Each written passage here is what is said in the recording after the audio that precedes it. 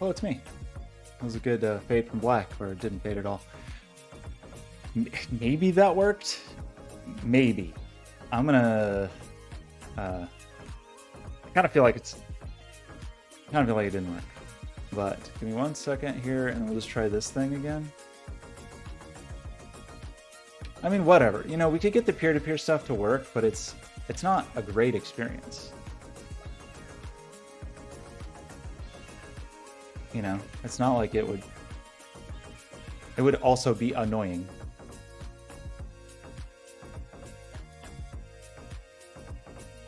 Okay, so how are we going to test this?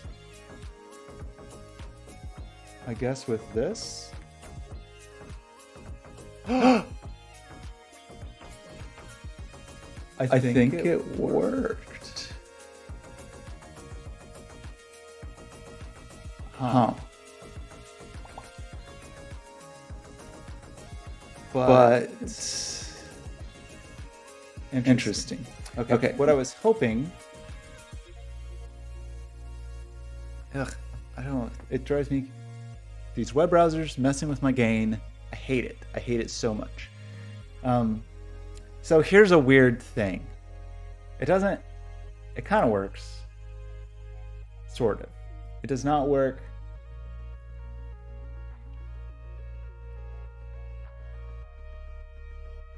It doesn't work exactly the way I would want it to, unfortunately. But let's try this.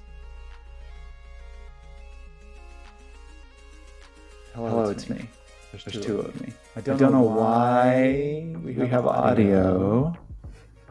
How can I not? How can I not have audio? Unclear. Pretty weird. You would think.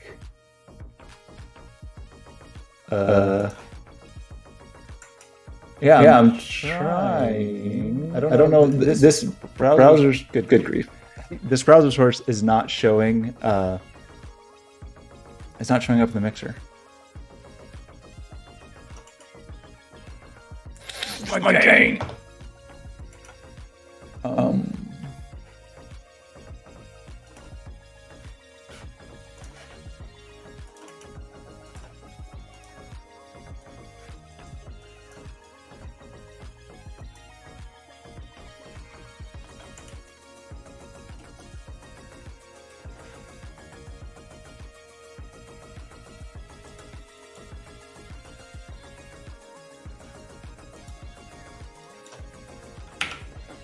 How about that?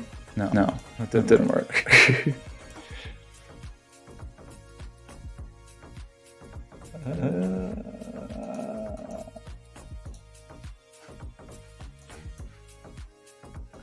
What? That's called the browser. And I have set it to 0 volume.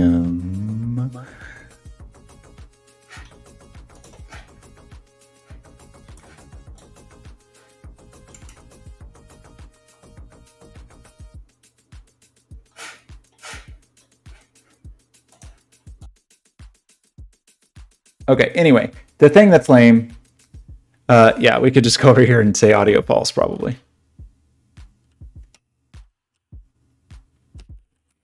But I don't understand why it's not showing up as a source. But the thing that I really was hoping for, seems to not be true, which I was really hoping that I could get video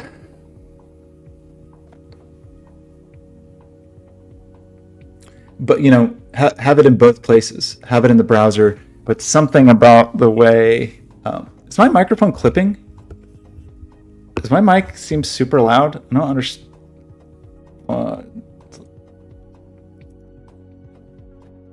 You know how Windows just loves to do stuff? You know, just loves stuff.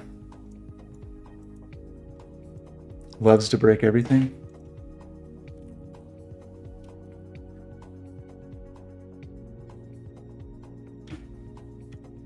Like, my mic seems way hotter than it's supposed to be.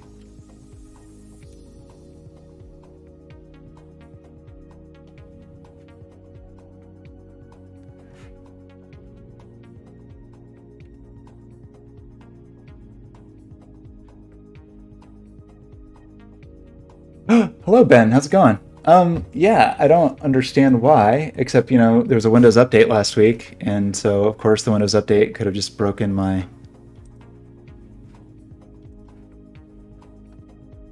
mic settings.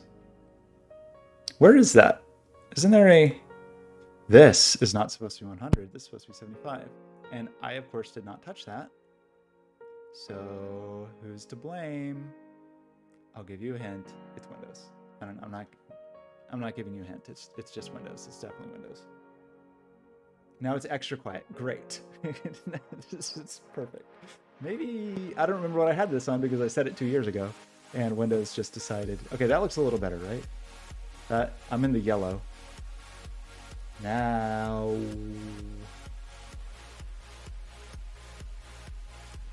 Because I don't have any additional gain here. I don't think I have any post gain on. Let me double check. Filters. No, I've got noise suppression, but not advanced audio properties. I guess I can try monitoring this, and it will blow my mind. Hello, I'm monitoring you. You are being monitored. Why isn't monitoring working? Hello? Is it super quiet now? Or is it reasonable now? Okay. Like the monitor is... Oh, I guess this is post noise suppression monitor. Okay. So the latency is not too bad. How about that? So, I mean, could we go to 90 here? Should we go to 90 here? Is that better? 100. 100 was too hot. Who knows? I hate Windows. I'm especially angry at it with the way some project stuff has gone this week. Okay, so here's the verdict. This seems to be the verdict. Conclusion number one, everything having to do with video in a web browser is terrible, and it's awful. So that's our first conclusion. Conclusion number two, if we pass this, which is lame, if we pass this very legitimate sounding command line argument to OBS, it just passes it deep into the browser layer and into Chrome, where I at least don't have to give permission for it inside a browser source. And that means I can have direct access to a video device from the browser, which is good, but I can't share it, which is the thing I was hoping. I was hoping I could reasonably have this and this. Don't touch my gain at the same time, but I can't. It's one or the other, and it breaks my gain every time, and it makes me want to smash my computer. Every time you turn on a computer, it picks a new speaker and audio input. Yeah, it's amazing. It's really pretty impressive how bad Windows is. Like, sometimes I just kind of sit back in awe and think about what a bad job it does at like really basic things, like not letting applications change the gain anytime anything different looks at my web camera, to not have it do this. Okay, that time it didn't. That time it didn't. Okay. So now is it happy? I don't know. Who knows? It is so random. Okay. But what this means actually is that we can skip all of the nonsense, because then we can do stuff like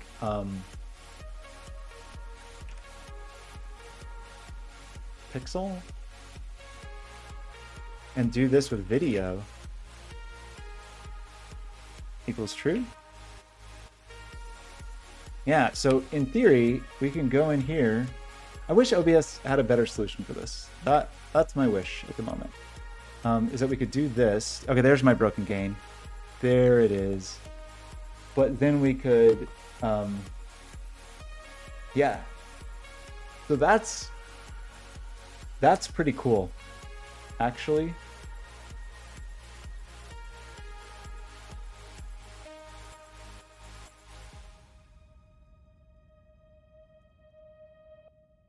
I hate the double click and heat.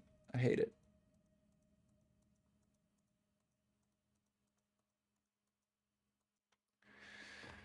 So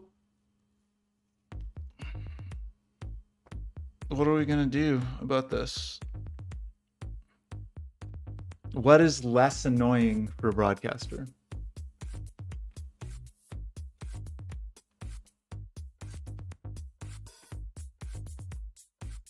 I could. Would this be a jerk move? It might be a jerk move, but maybe I should do it anyway.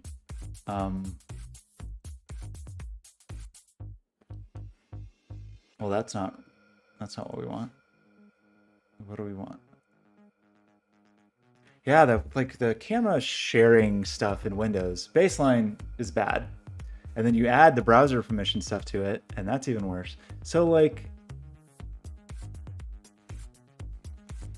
you know, like I kind of want to just piggyback on this.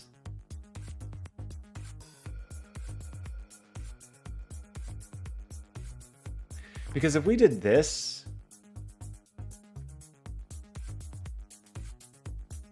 oh, whatever. If we did this, and then we get this thing, that just gives us,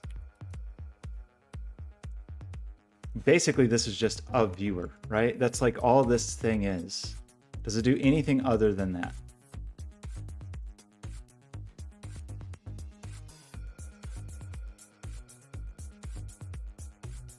If you wish to change branding, blank offers a good clean start.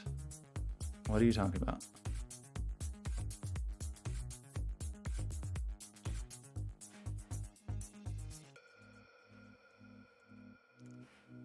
So we get some fancy stuff here. That's pretty interesting. Is that for any media source that would do that? So like, so there's an alternative path here where we use OBS Ninja. It's still annoying because you got to do the like negotiate back and forth. Like, do they? Okay, first I should see if they are cool with this idea I'm having. Yeah, I want the advanced documentation. Advanced. How does it work? It does the terrible WebRTC setup.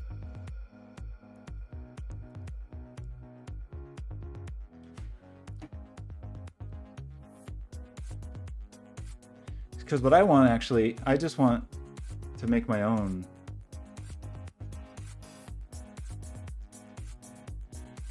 thing.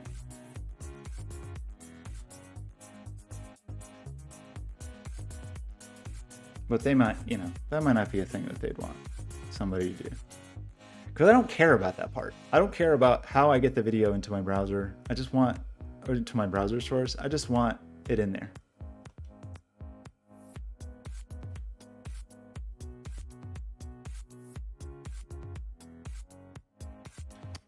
Oh, that's kind of cool. Like,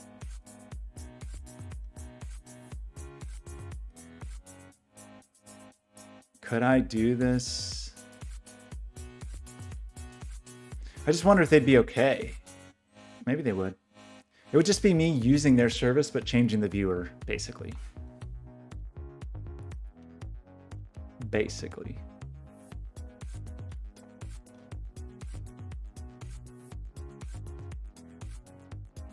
That's pretty cool.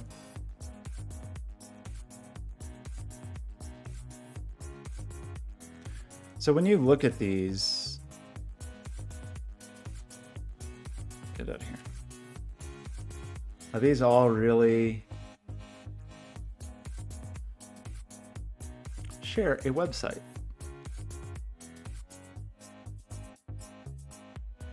Stream a media file. Add a camera. Like, there's something kind of nice about this approach. I mean, it really is just a ton of URL parameters, huh? Because if I do this, it's just, yeah. Then view.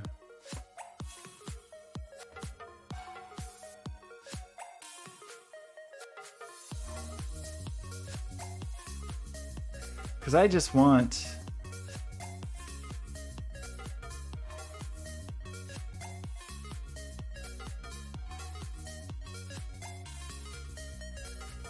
How do we want to do this?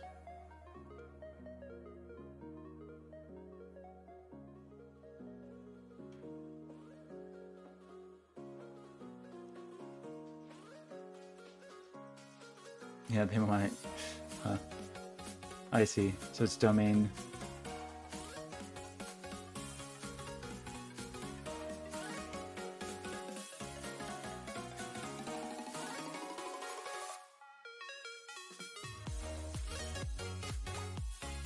That's a good password. Some encryption key. 123.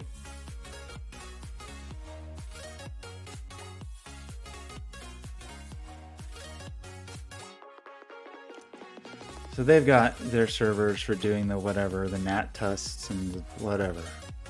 And this is all commented out though, so who knows what's actually going on.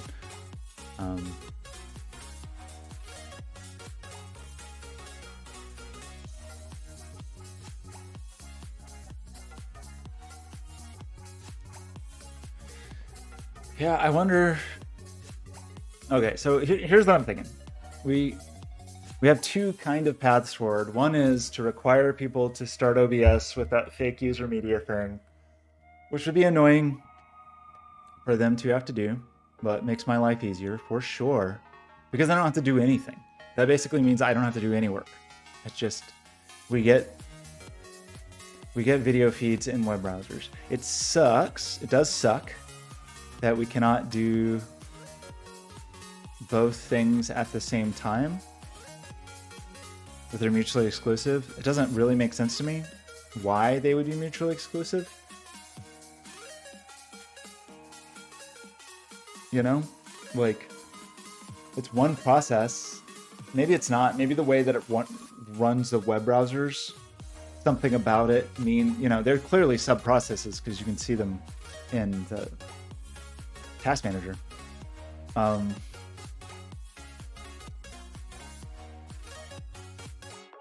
But that's not the worst. That's not a terrible thing for someone to have to do.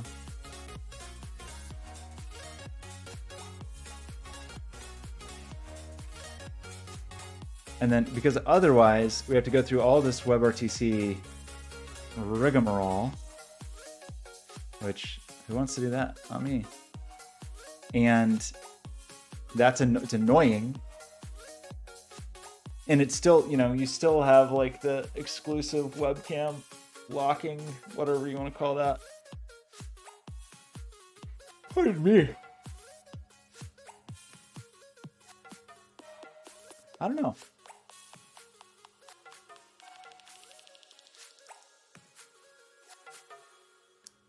There's our broken gain. Why?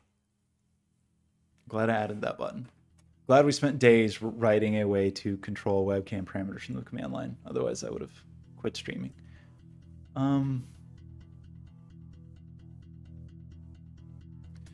Yeah, so you can get this thing. They've got all this fanciness. Maybe I should just write these people, but I kind of don't care about it, because if we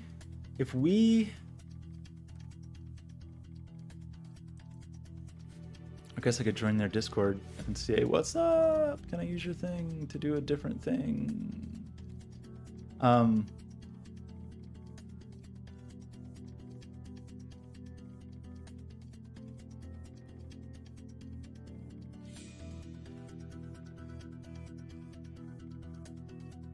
The power of the URL parameter.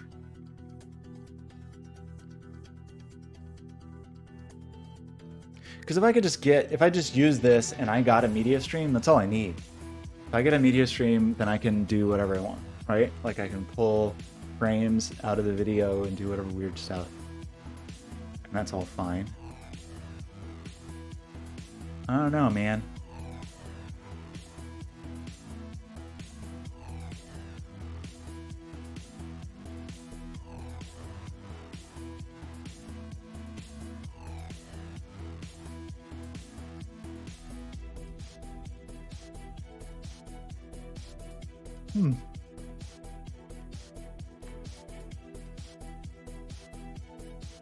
I'm definitely leaning towards just doing the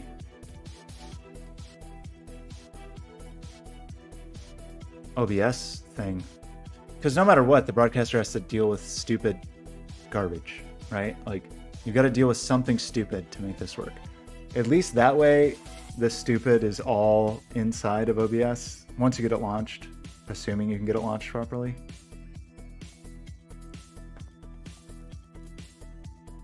I don't know. Kyle, are you still there? Need your Twitch expertise on what is more or less annoying. Okay. If I said to you, you could do this. You could do this, but you could have like real-time video effects.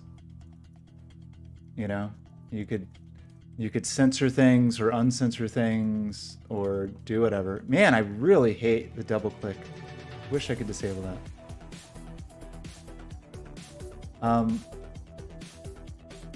Which I think is pretty funny. And I think this would be pretty funny with a hot tub stream, personally.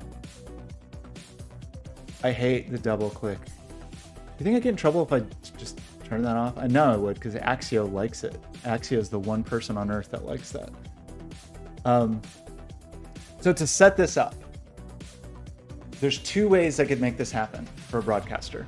One of them is that you would have to launch OBS in a specific way. You'd have to like run OBS in a special way. And you could probably set it up that you only had to do it once and then you just always click a certain icon to do it. But it's basically, there's a command line argument for OBS that would put it in a mode that we could do direct video manipulation. And it would still be kind of annoying. So that's option one. Option two is that you have like some totally separate thing. Like you have a totally separate web page that you go to, whatever, and you set everything up there to control video or whatever. And then there's a browser source in OBS that does the thing. So it's like either you have to run OBS in a special way, or you have to do this other thing where you have like you do all the work in a web browser and then also have a browser overlay in OBS that matches it, and it could work that way. Which of those seems less annoying? They're both annoying. The former is less annoying for me to make because it already works.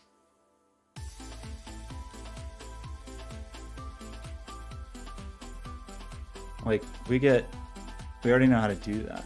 What is that other one called? Whirl?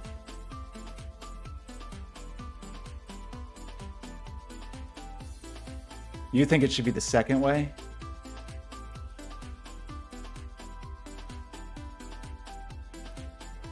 That's true. You do have to start. What is this called? Twirl? What? What is this? What is this other one called?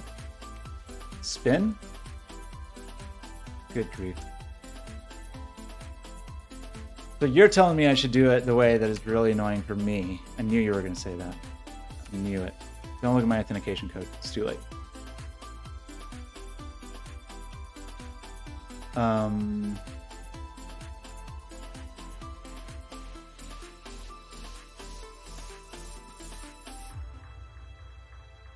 What is that other one called? Warp. It's called Warp. Warp.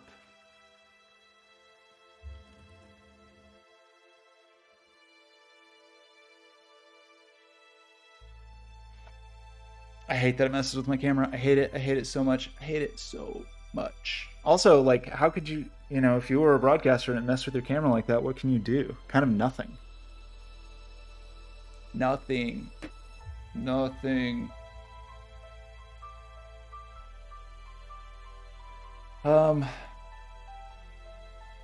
Yeah, I like this way better because then I don't have to deal with any crap. It just works.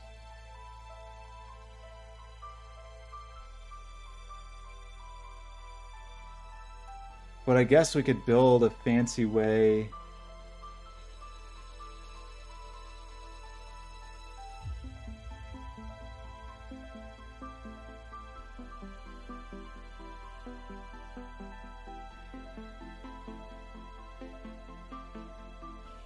What do we do?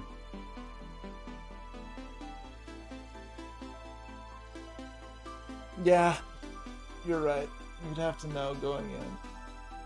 Oh, but it's so much more annoying the other way. It's so annoying. Why is everything so annoying? Why is everything so annoying? Why don't people just make it easier to make cool stuff? It's sad. It makes me sad. It hurts my feelings. I feel like so much of my life is just battling against decisions people made to make things less cool. Okay, so if we did it that way, is there a way we could just piggyback on OBS Ninja and not... I don't know why I can't type that correctly.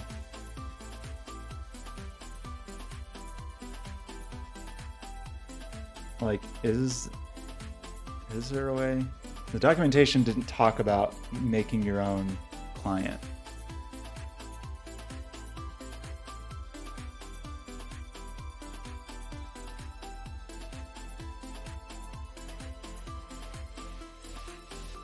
The interface is open source, so you can white label, stylize, tweak, and deploy the website code however you want.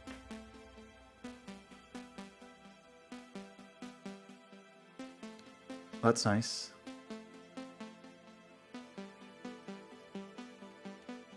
Is there a GitHub for this?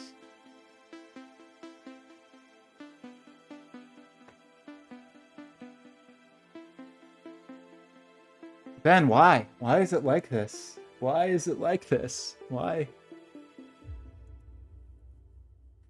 So I just want a... like, is there a really easy way for me to just get user media on an OBS Ninja stream? Or like, you know, is there a way for me to use their tools to very easily...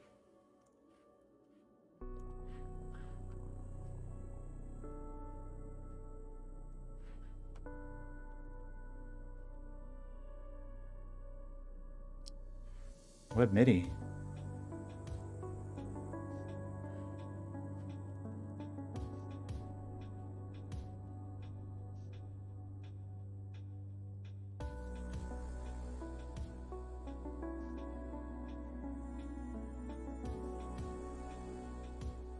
Oh, Venter.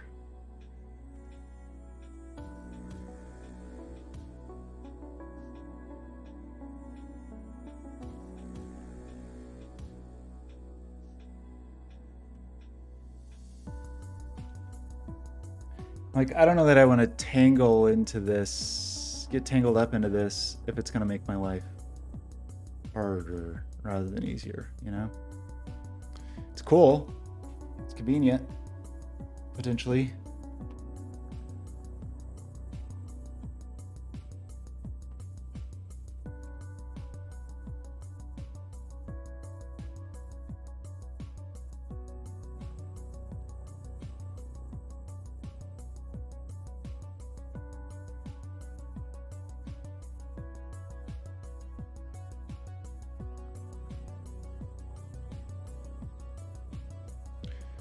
OBS Ninja's iframe API documentation. iframe API sandbox.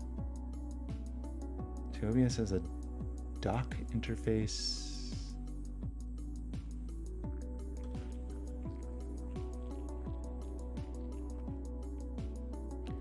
NDI.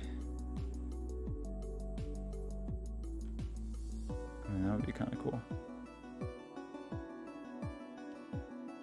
Self-hosted.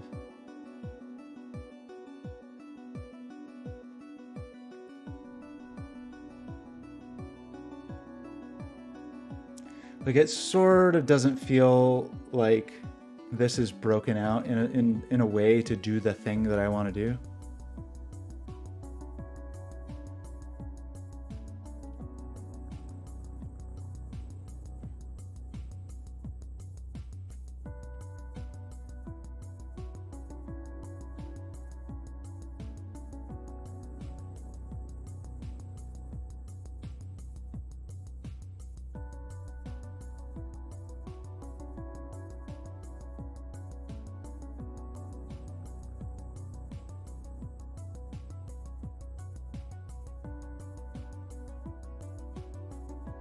I feel like the thing I actually want is probably really minimal. You know, like the actual thing that I want to happen is probably like 5 lines of code.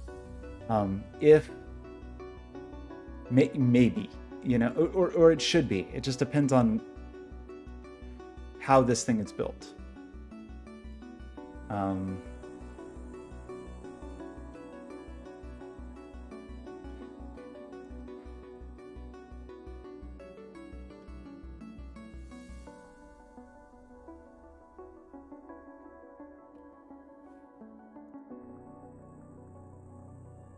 Oh my gosh. Are you kidding me? Are you kidding me? A 16,000 line Java. Wait, is this real? Or is this like... Oh. Oof. A 16,000 line JavaScript file?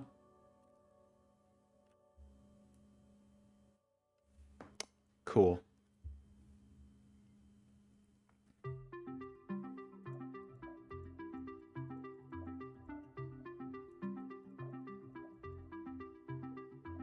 That's just what you want.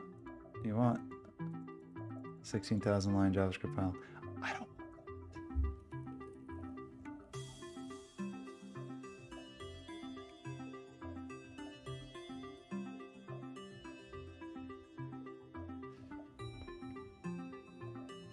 Target e-data. Hey boy. Okay, so I could, I guess, go. I don't really want to deal with the server part of this. We could certainly do it. It just is annoying. It offends me that we even have to do it. So I don't want to.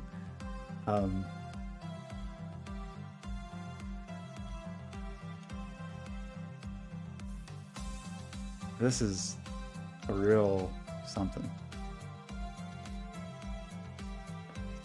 But if we could just find the thing whose job it is to say, you know, do the get user media or whatever. Like set the video source equal to whatever. Yeah, it's that actually. It's source object, right? So is it this thing?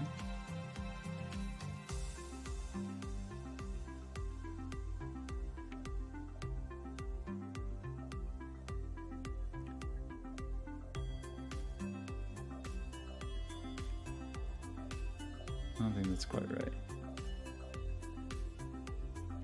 Wow, is this really one file or is this like compiled into this file? Like, is there some build process that creates this, or is this person really writing a 16,000 line JavaScript file? Kind of looks like they are. Well, impressive. Really? You're really doing that?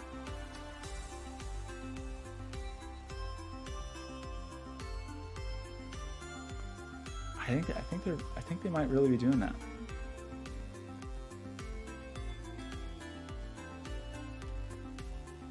Okay, so the thing that we want to find, I guess, is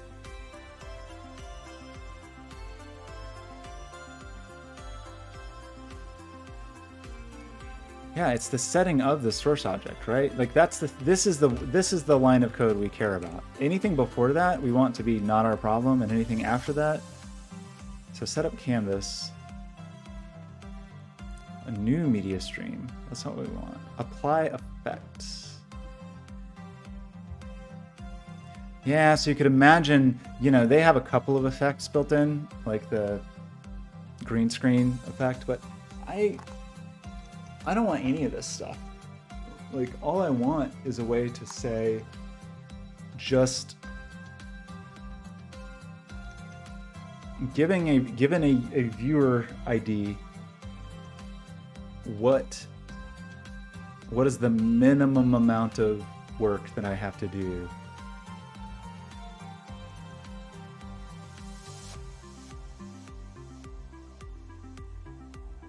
to view it? Right? Like, what is the absolute minimum? Grab video. Now, somewhere in here should be something like when the session is established. I don't know how they are doing that, so I don't know quite what the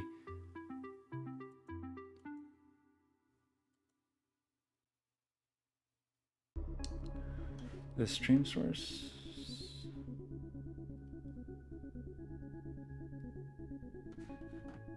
Publish director. I don't know what that means. We don't care about audio at the moment, at least. Set up webcam selection. Don't care.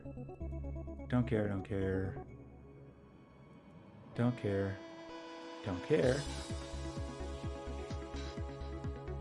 Is this a thing we care about?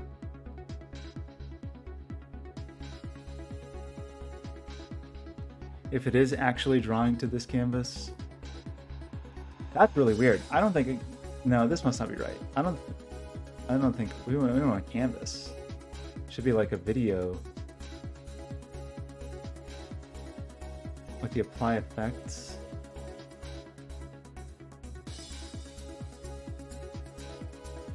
If you have the stream, what if you don't want that? Oh boy. So okay, the problem with this project is everything is in this one file. So it's really hard to know what we actually care about. Like this is pretty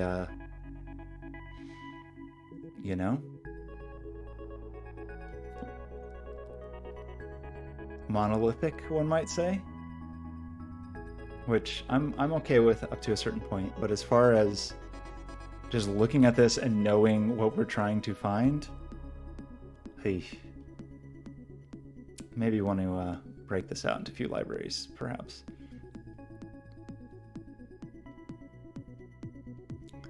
Because just scrolling through this, it's very hard to see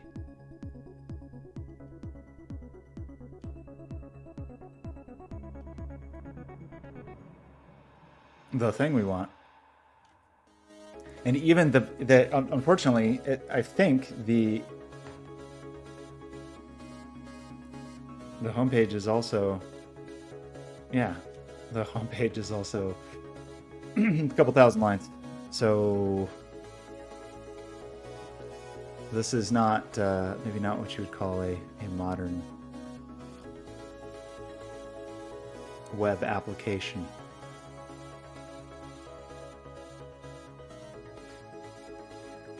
But I kind of want to use it. Is that crazy?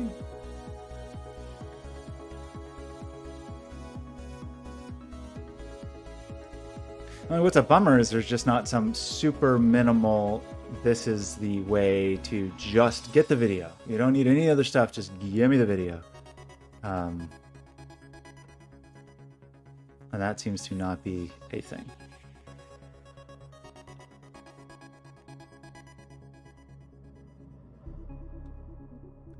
So it could be that this is just a bad idea.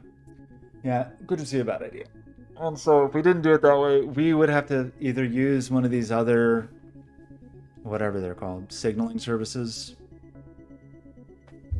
So we started looking at that somewhere.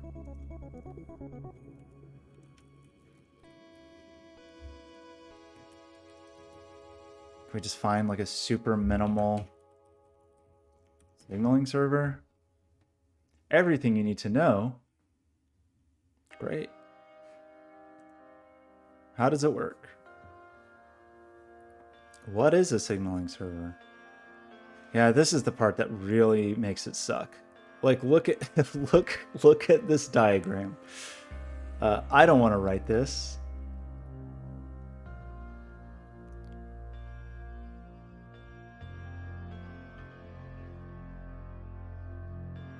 Gross. So there is that thing, that simple whatever.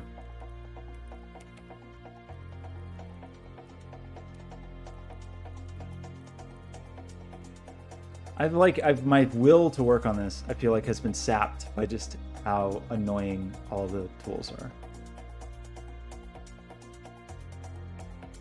Like, I was ready to just make some fun demos.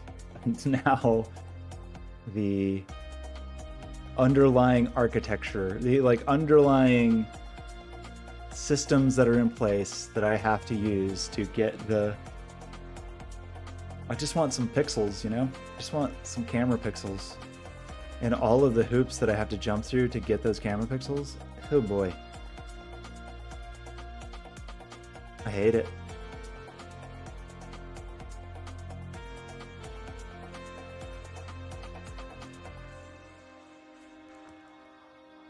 And it's only for that option B. That's too annoying. Here's what I'm going to say. I'm not going to do that yet because it's too annoying. It's too annoying. Maybe there's a way I could write the OBS Ninja guy and say, that's a lot of issues. That's a lot of open issues.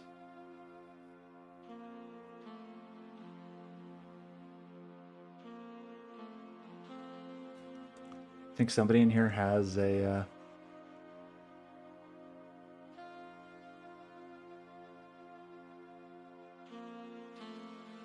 I don't know quite what to search for.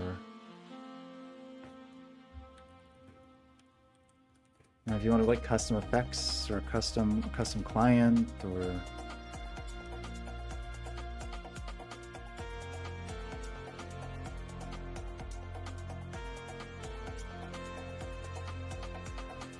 just seems crazy. 16,000 line JavaScript file just to, oh boy. It's a cool project, but the way it is built is really distressing me. I'm distressed. I wonder if you could.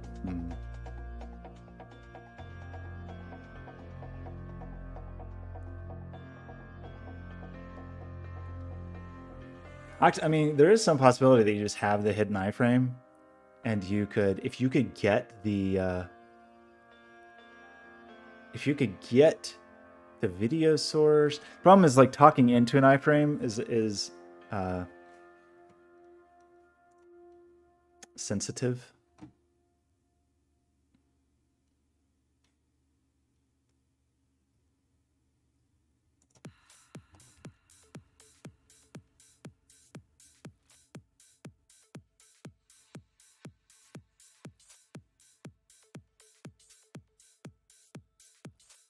You know, like if we could do this, if I could do this and not have to deal with any of the stuff and then be able to get what I want out of it, which is the video pixels, then we might be in business. Like, listen for events. So we can get a stats event, got chat, action, loudness. That's not very many events. Is this really all there is?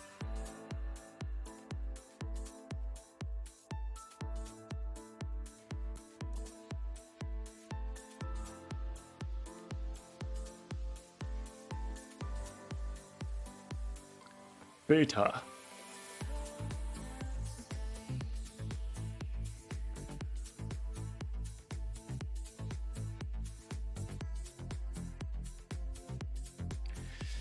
If we're going to go this route, I feel like I don't want to move any further without talking to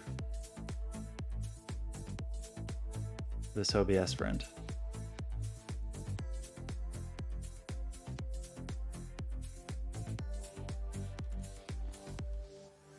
So let's just test this. Let's turn off this camera. Let's do this. Let's do that. Of course it ruins my gain. Of course it does. Of course it does. Of course it does. And then we click start, and then we get this, and then we go over here. So I can talk.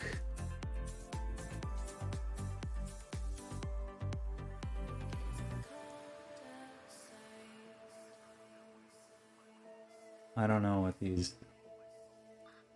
Mute, unmute, toggle. Toggle camera? Seems like the camera's still there. I don't understand. Are these just not working? Low bit rate. Oh, high bit rate. Default bit rate. Reload. Reload. 50% volume. Request stats. Okay, we got a lot of cool stats. Start recording.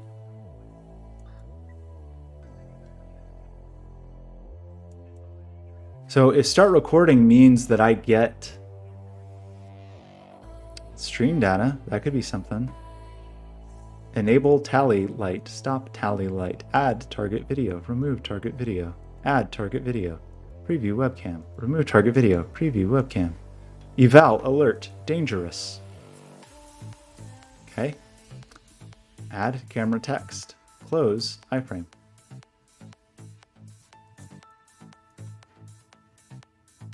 So maybe record, start recording and stop recording. That could be a thing. Maybe that wasn't mentioned in that documentation though, right? In this here wiki, in the iframe documentation.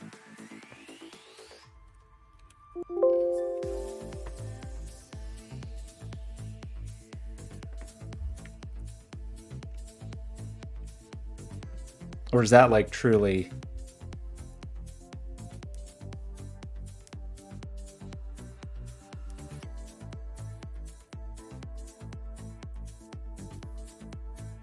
Maybe, yeah, I don't want to record. I just want to know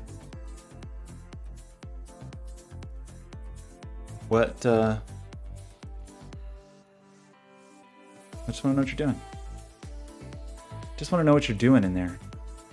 Like if I could get an event.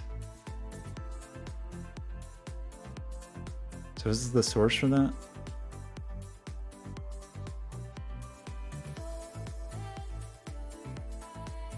Oh, it doesn't look like it is.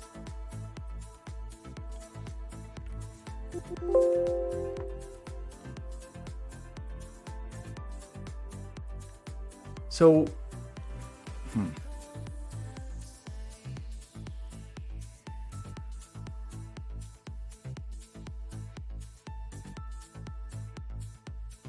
like our ability to communicate with this thing is what matters.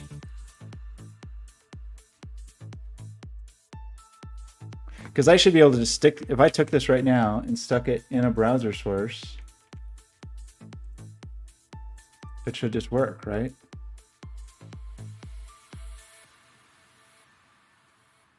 Oh, except that, yeah, of course, the we'd have to do this. Can I do this? Do this, interact.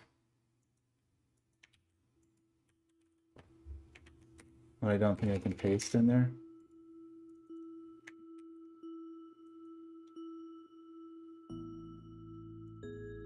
Yeah, I think I broke it. Looks broken. Okay,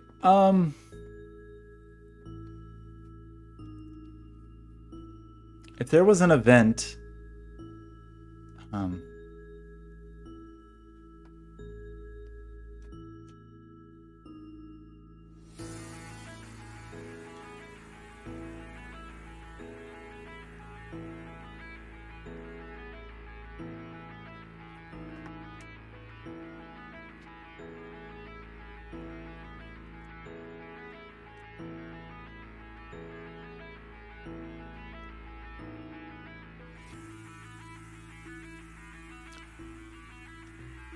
sandbox of options is available here.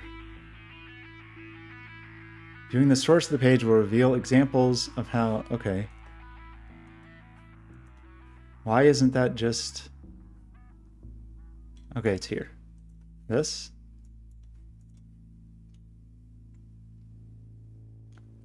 So these things are all doing post messages.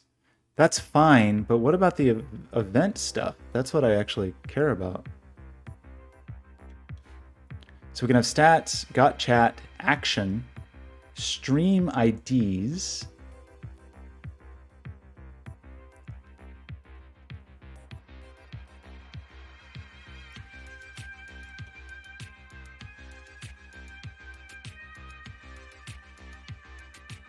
I'm a bit confused about that part. Get stream IDs and labels.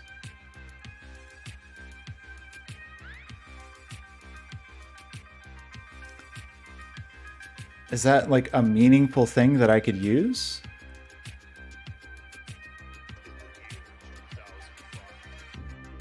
Like, could I?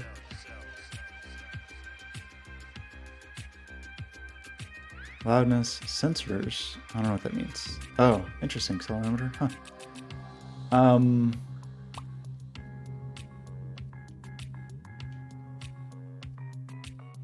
What did the record do?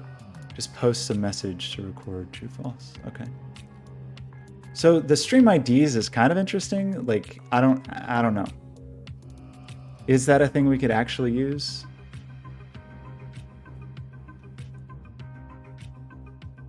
Unclear.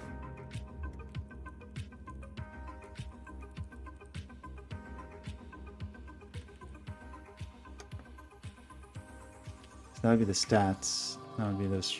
Okay.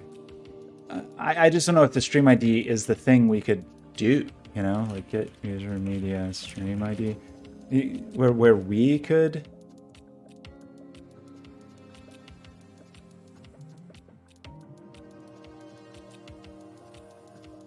I want the video source is what I actually want. I want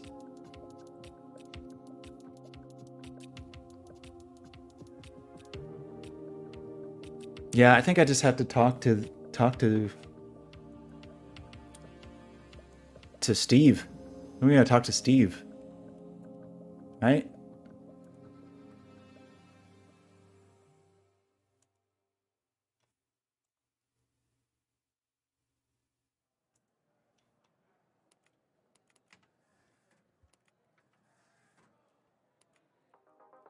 Like if I could get the source object,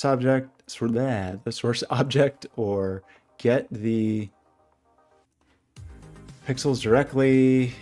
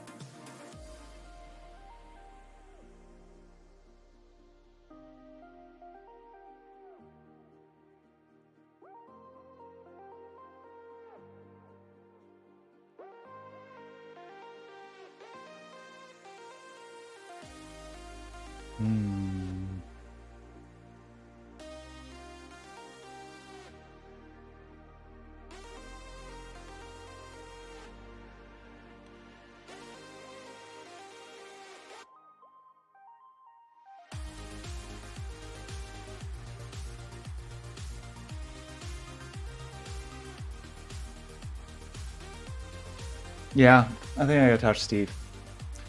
So, what do we do instead? I'm like, honestly, the wind has been taken from beneath my wings. I feel like the last few things I wanted to do, there's just been such dumb friction. Like the bits yesterday, so much dumb friction to do that. I just wanted bits. And today I just want pixels. And I just am forbidden.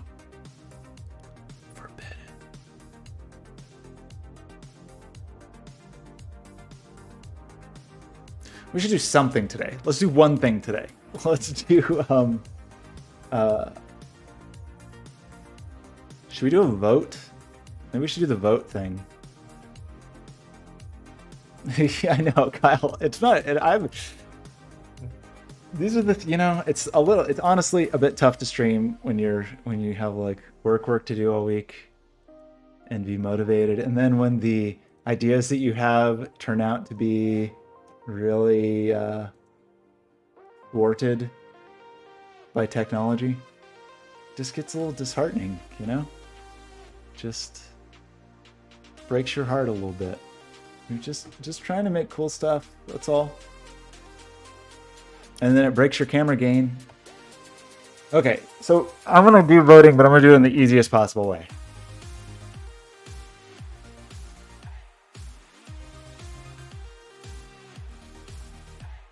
I know. Well, I would love to. The pixel thing works. It works right now if you do the OBS settings.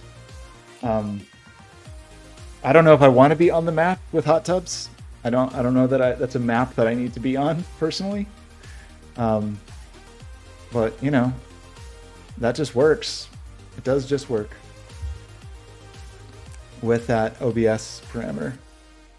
I don't know. You're not always in charge of what map you're on. Sometimes you find yourself on a map, and it's hard to escape that particular map. So, but you think it needs to be the reverse, right? Where everything is pixelated, and then wherever you click unpixelates, right? That's the... Yes, of course, obviously. Yeah, it just sucks. It's just the way we would have to do it. All the ways we would have to do it. I mean, unless it's either the streamer has to launch OBS in a certain way, which you are correct, is annoying. But once you do it one time, then you could just use that forever. Or we have to go through all this song and dance to let two web browsers send video to each other, which is such a huge pain. It's astounding even. It's like, it's impressive how dumb and bad it is. I'm impressed. But maybe Steve could help. But I'm not going to think about it right now. I'm gonna stop thinking about Steve for the moment, and let's just make a very simple vote. Very, very simple vote. And the simple vote will look something like this. Here.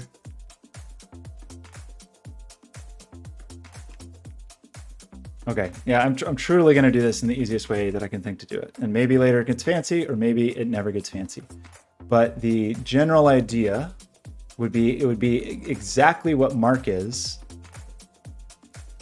In fact, it's just going to be markers, except there's a tally at the end, basically, is what is going to happen.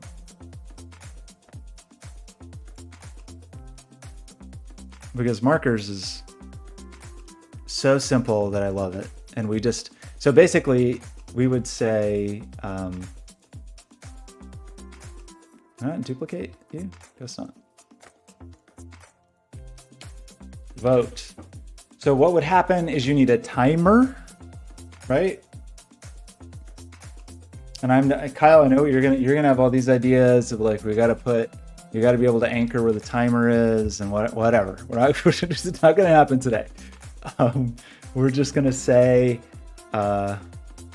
there's a timeout that will be, we can set that via the URL parameters. So that's fair enough.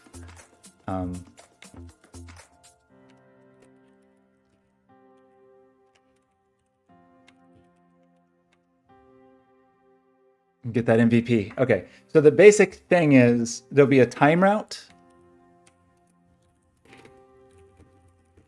that will be either equal to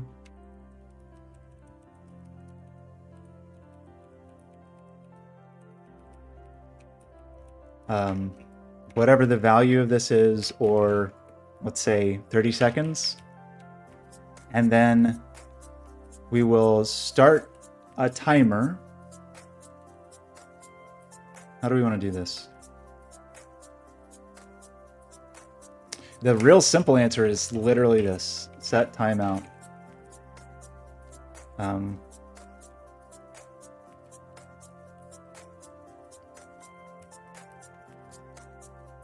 And then let's say time's up.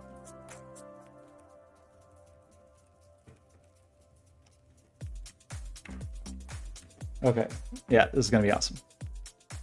I mean, it's not gonna be awesome. It's gonna be fine. It's gonna be, at least we'll feel like we accomplished something today instead of 0 things. So then we will have our buddy localhost 8080, and we'll have voting. And the thing will be,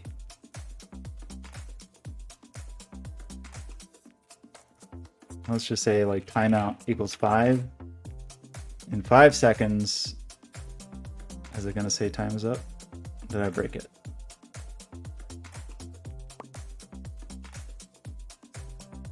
I broke it.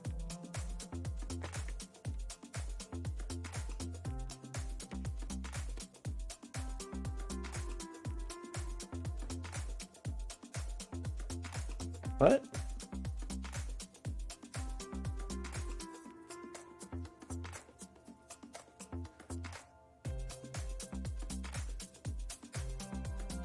Oh, because I'm in the wrong place. Good grief.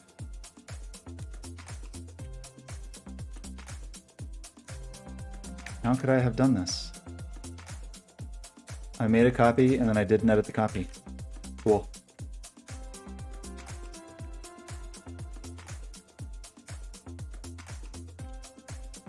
Let's just do this. We can revert. Okay. Time is, well, that was fast. Time is up. Great. That didn't last long. So, timeout. Timeout? That's okay. That's one problem. Why is the time up? Sure, because that's milliseconds.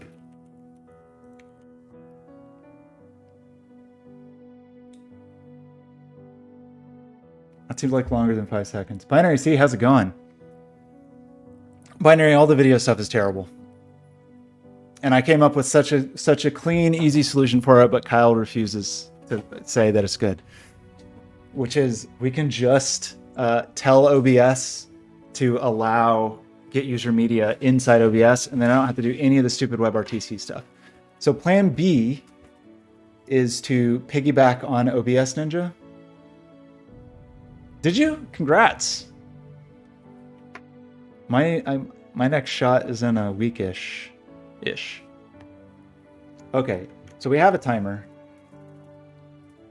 We will know where all markers are, right? Don't we keep track of these?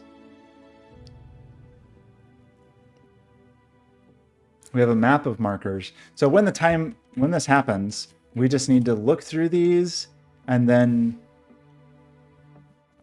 what do we do? X, Y, is that the normalized click? We draw the click, we go through and draw any markers.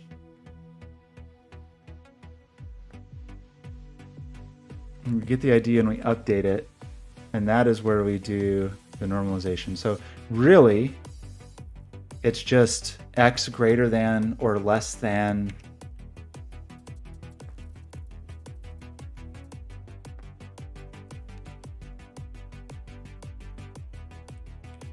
so it's like markers out for each.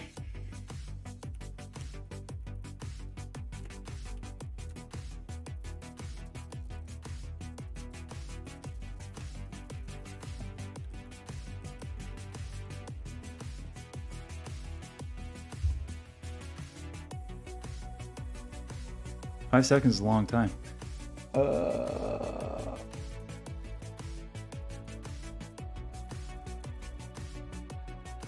It might take I think it takes 2 weeks for it to really, to rewrite your DNA fully.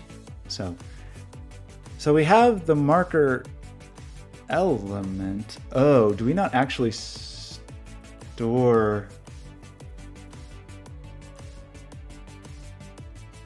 We don't internally store.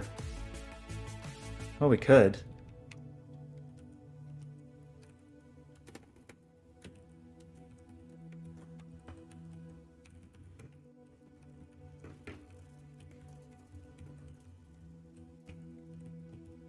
Remember when Life is Yours forced me to use Vim bindings in Visual Studio Code, and I'm still doing that months later? I feel like we're mostly good. Like, I feel like we're mostly okay with it. So each markers are markers, right? Markers set the ID and the marker. And the marker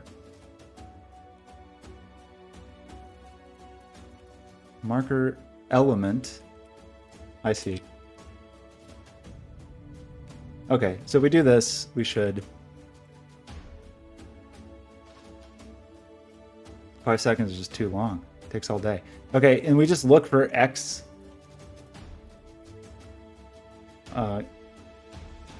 So what's the smart way to do this is either you tally or you just do an average, and if the average is above 0.5,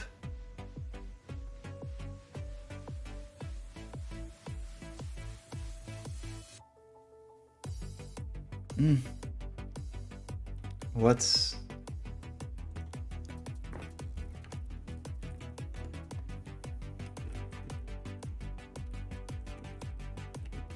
this feels a little silly because it is. So if you manage to click right in the middle, we just ignore you, I guess. X is greater than 0.5, then right plus plus, and if the X is less than 0.5, then left plus plus, and that could be an else, but who cares?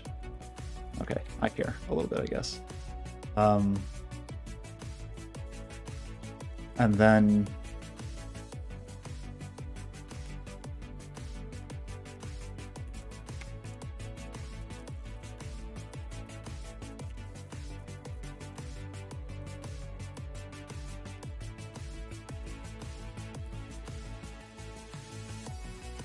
that's not what I want to do.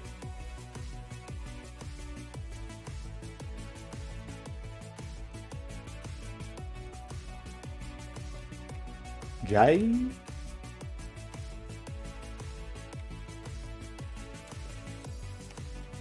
Oh, that's high. All right.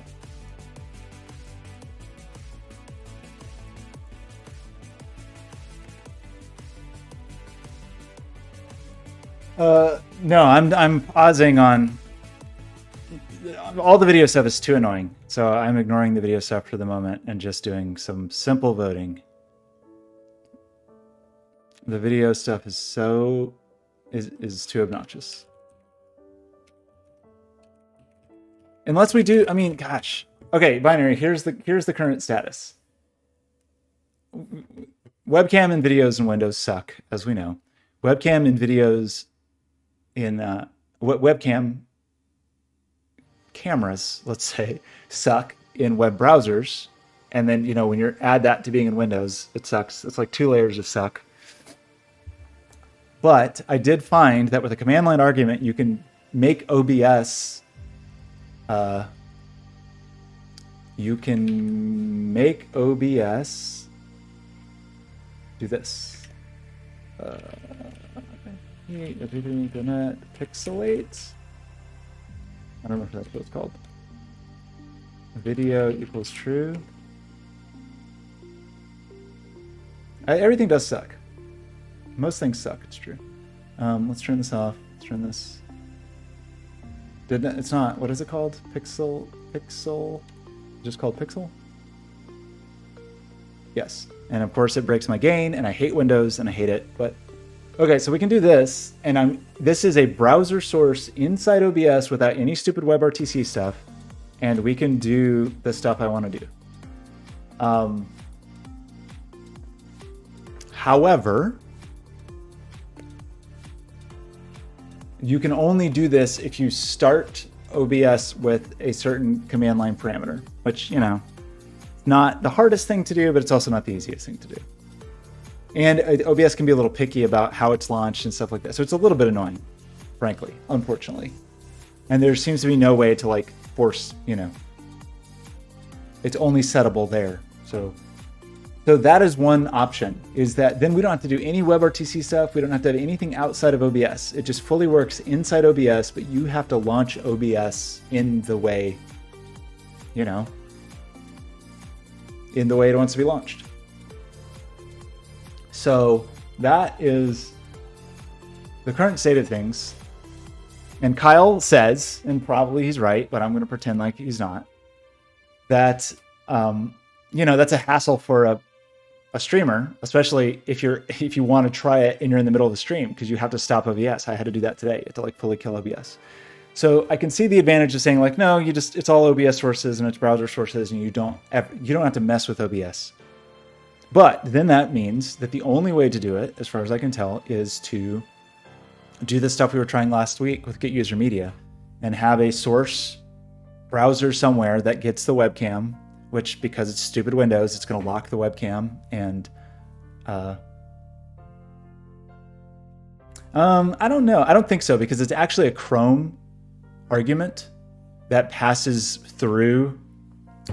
I guess it's possible, but it like passes from OBS to. Yeah, maybe if they have a fancy browser source, maybe it defaults to on. I'm not sure. It's possible. So that is. Does that still exist? It was called Slobs. Did they change the name to be another thing? Anyway, there's that path, and then there's the path of the WebRTC stuff from last week, which is super obnoxious because even though it's a peer-to-peer connection on your local machine, just by the way it's designed, you have to have a signaling server. Like there has to be a server process somewhere to do the A to B connection. And with all the stuff that can be happening with like NATs and whatever, it's kind of a nightmare. Like to do, we could do it, but it would be annoying. So there are various other tools and services to do it. And OBS Ninja does most of the stuff we want to do. It's just very monolithic, and it would be very hard to tease out the one piece that we want. Like if we could just do it where it used OBS Ninja and that's all we used, that would be kind of cool. But I don't know. It's kind of lame. So you're saying you think that maybe... Okay, first of all, did I do this correctly?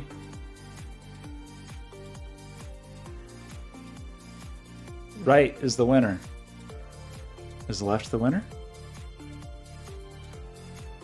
Left is the winner. Incredible. Incredible. What if I vote once left and once on right? What then? I should hide this. It's a tie! Incredible! Who knew? It's a tie.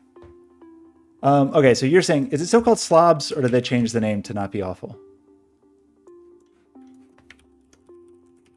I thought they changed it to be less terrible. It's just called Streamlabs now, not Slobs.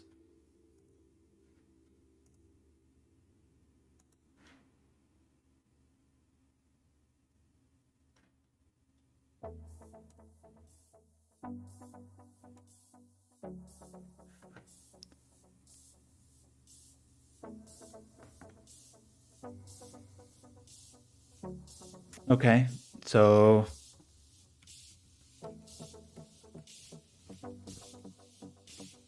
you think they just might have some magical browser source interaction?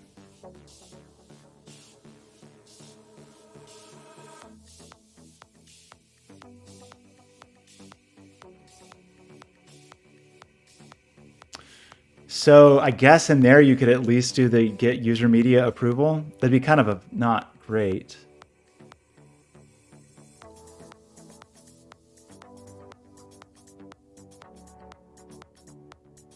No, this interact pop-up. No, wait, that is a normal OBS does that.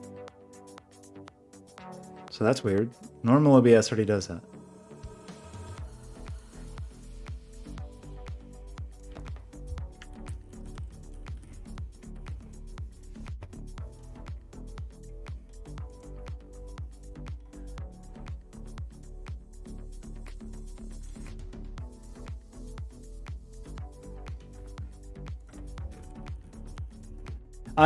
My just instant guess is that it still takes the thing.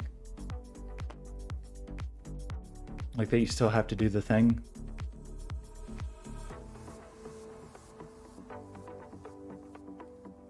Not OBS Ninja. Oh, that's interesting. That's the dude. Interesting.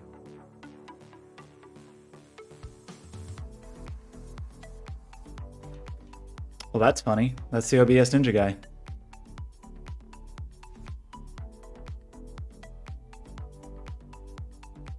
Yeah, that's true. I wonder...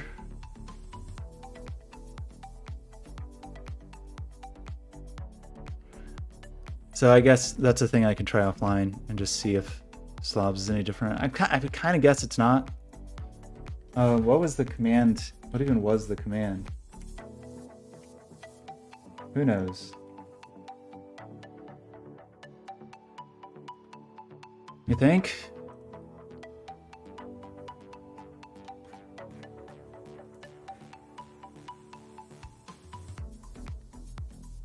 I mean, I would prefer that heat was agnostic, I think.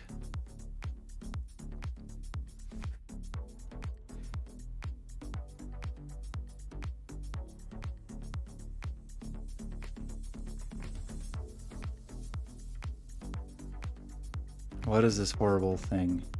Good grief. I want to know about the stream effects plugin. Get user media, because that's interesting.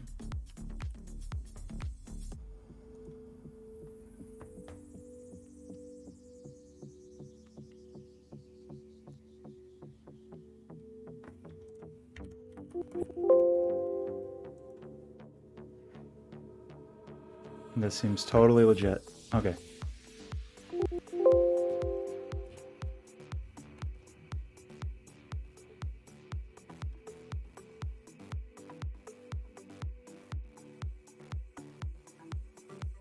This seems not useful.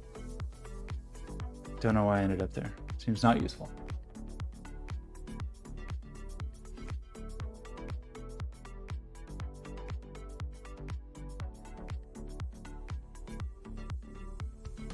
Oh, maybe. Yeah, maybe. I don't know. OBS stream effects. Anyway, slobs get user media.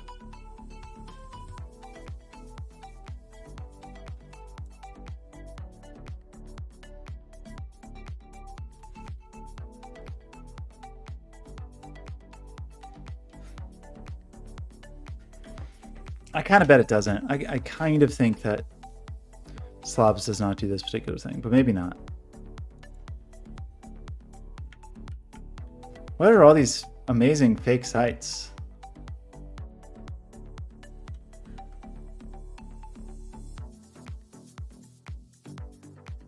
Am I just being sucked into all these fake Italian sites? Look at all of these amazing... It's like every search result for this is some beautiful scam, and I keep clicking them. Good for me. Cool. Yeah, just every result is fake. Awesome.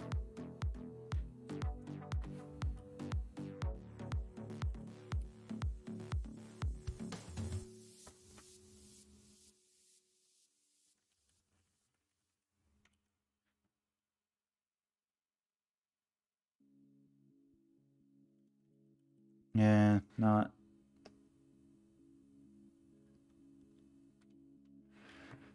super obvious. Perfect. Just FFmpeg, no problem. Then we're all good. Then we can do whatever we want. I mean, we're pretty, like, this thing's pretty close. Pretty close. It's pretty freaking close. You just have to enter one dumb command.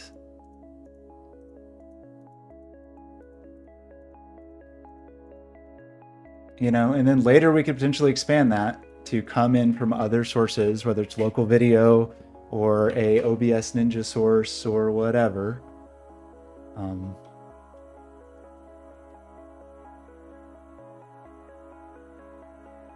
I hate the double click thing. Drives me crazy. Drives me crazy. Okay, anyway. But I'm not thinking about it anymore because it just makes me mad. And I just feel mad today. I just feel mad. Okay, so we're just going to do this simple vote. That's all. Simple voting.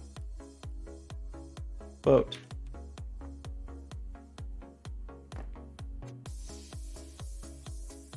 Yeah, once you have a shortcut, you could just, that would be the way to do it, is edit the shortcut to add the parameter. Yeah. It should work. It should work. So like whatever your OBS shortcut is to use to launch OBS, you just edit it. You know, open file location, that's right. Yeah, so this is a shortcut. So in theory, you would just do this and do properties, and you would add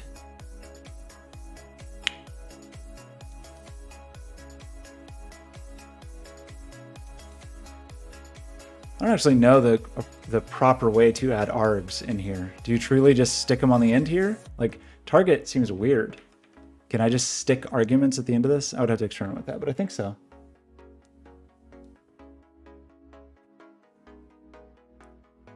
You can. It's just they have to be installed in like the proper, it has to be in the proper place. But yeah, it's a .lnk file, I think. I don't know if it'd work on Mac or Linux. Presumably it would, because it's just Chromium in there. I mean, those would be different shortcuts, obviously. Yeah, I think that's the place to start, because otherwise it's just so annoying. Okay, what do we have here?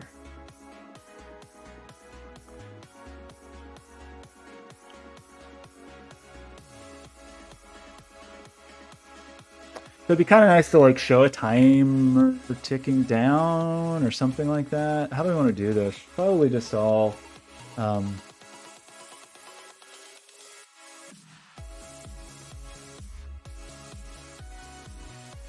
that's true. Just drag it in and launch it. Mac OS is a little more annoying because you've got to go inside the bundle, but yeah. But you could also have a way to launch that, I'm sure. So we probably want a different SVG file. We probably want a little timer that counts down. Probably. How would I want to do that? That means we need an animation loop. You know?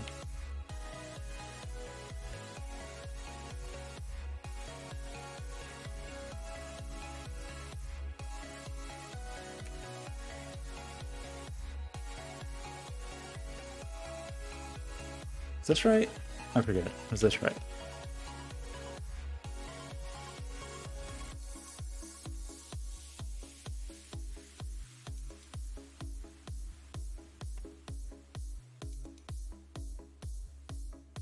This gives you a timestamp, I think. Is that right? I don't know if I did that right. I think I didn't. Looks like I didn't. It's a whole lot of seems like I didn't do that correctly. Yeah, because it's not a function. I mean, you're passing the function name. And now, because Chrome just can't deal, okay.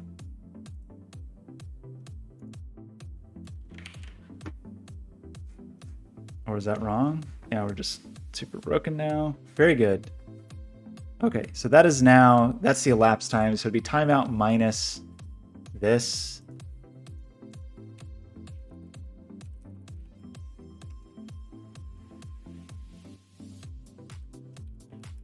So we'd only want to do this while the timeout was greater than that.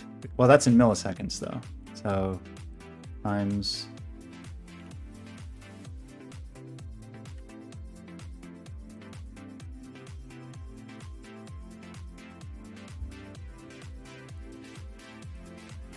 Home Depot pet friendly. I don't know. Don't know the answer. Are you, is it time to take, what is your dog's name? Did you tell us? I forgot if you told us. Maybe, I think you did and I don't remember. It's important information.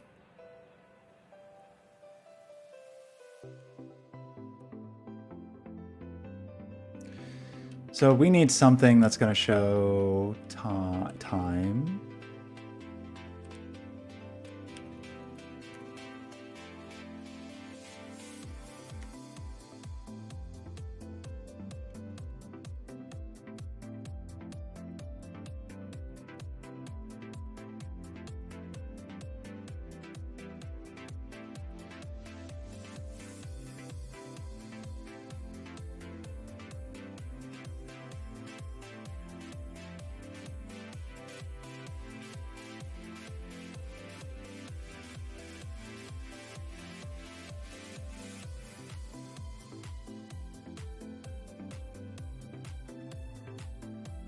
And then in here we'll have like timer.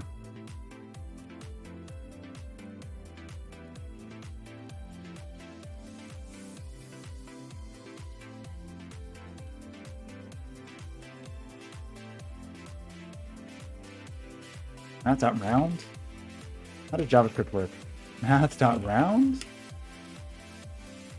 Timeout times 1000 minus now. And then timer dot inner text equals current.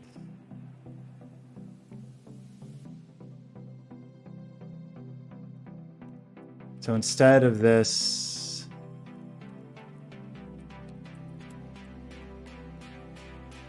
I didn't do a very good job of rounding, did it?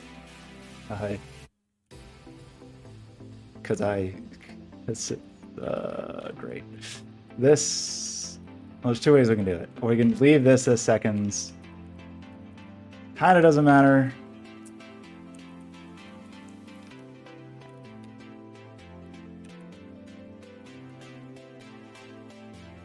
I don't know. It feels weird to do that two different ways, but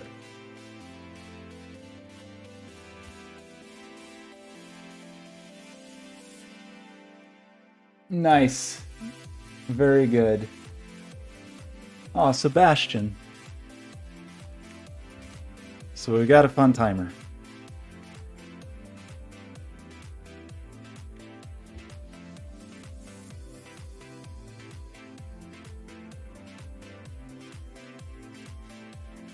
So we want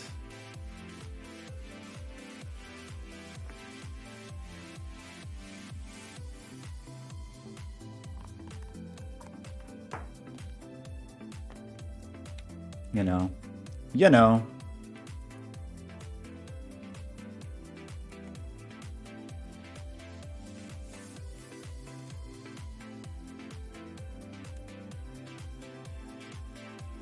How do I want to do this? Like box centering or margin auto?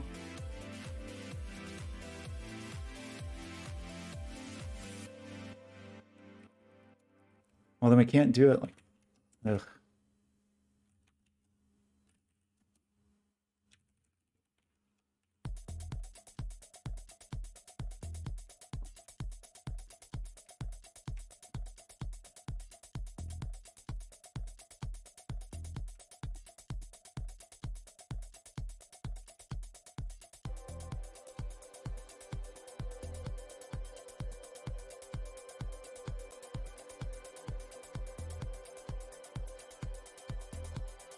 Very good.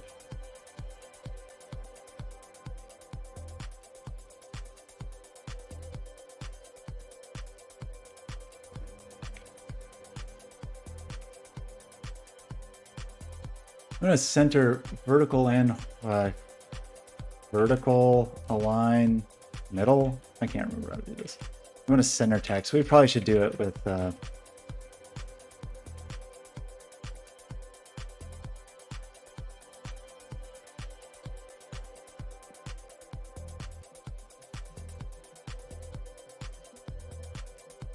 we just want to center text with a, yes, perfectly centered text with Flexbox, of course. Well, it's clearly not centered. That's it. Okay, great.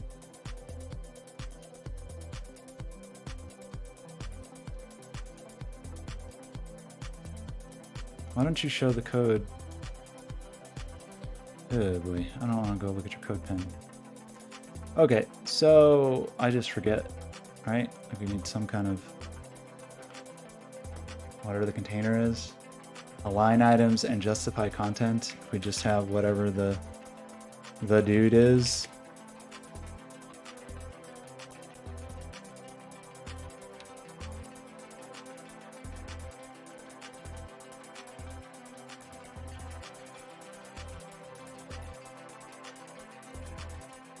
You don't need to be a div.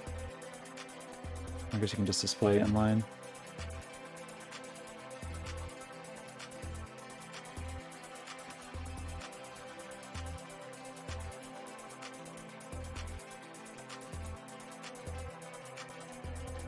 No.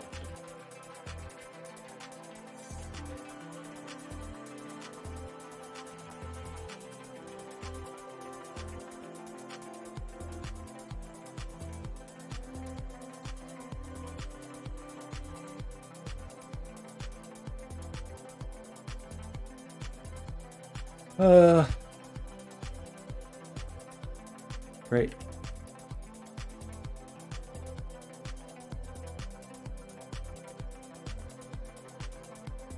Oh, that's not right.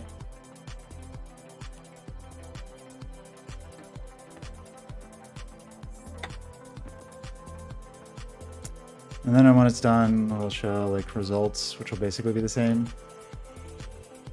So this thing can just be like whatever.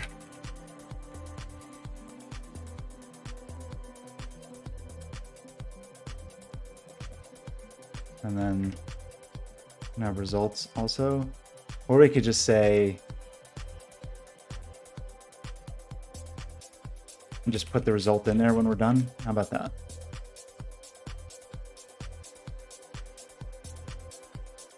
Except then I've screwed up.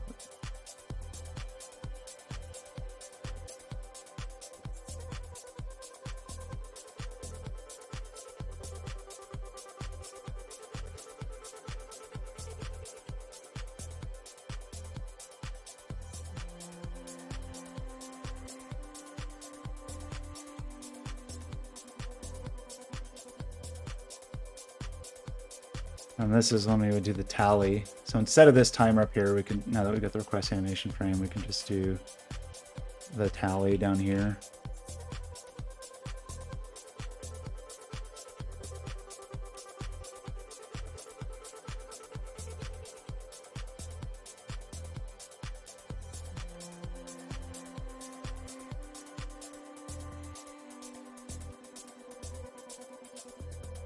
You know?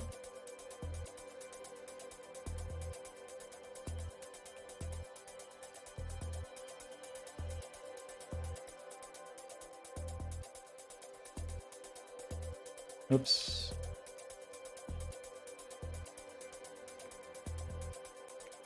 Something like this. Great. That's true. It's not a function.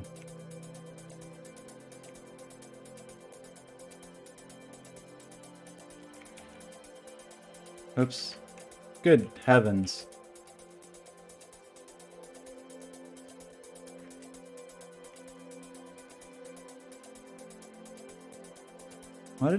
Why multi-line editing is not? I'm doing a bad job. Select all those. Turn that into an equal sign. Why did it not do all of them? What do I do this? And do C equals, it does work? I don't know. There's just some things with our Vim stuff that doesn't quite work the way I'd expect. Okay. Yeah, well, it's a combination of, yeah, the weirdness of the Vim stuff I'm doing with the Visual Studio Code stuff I'm doing. Like, because the multi-line stuff, multi-line editing, I feel like I give credit to Sublime, but maybe it was TextMate or somebody. Like, there's this parallel path of text editor evolution where multi-line editing got good, and it's better than Vim ever was. And so this Vim plugin lets you use like the multi-line editing, modern multi-line editing with Vim, but they kind of fight.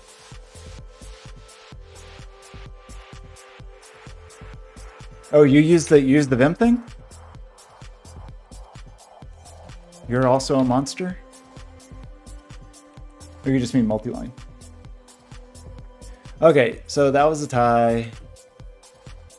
This should be the right side should win. This should mean the left side should win. Anytime you turn it on, should be the thing. Okay.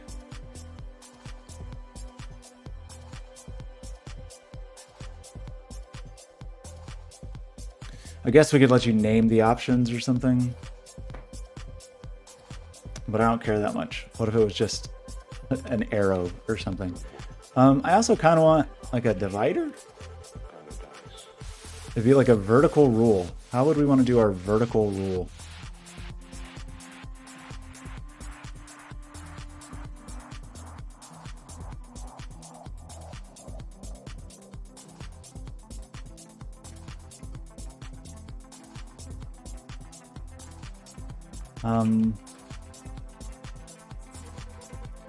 That's not how you do that.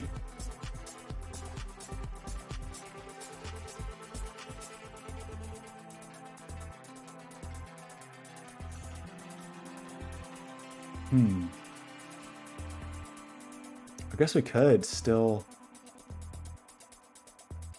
Yeah, that's kind of a weird one.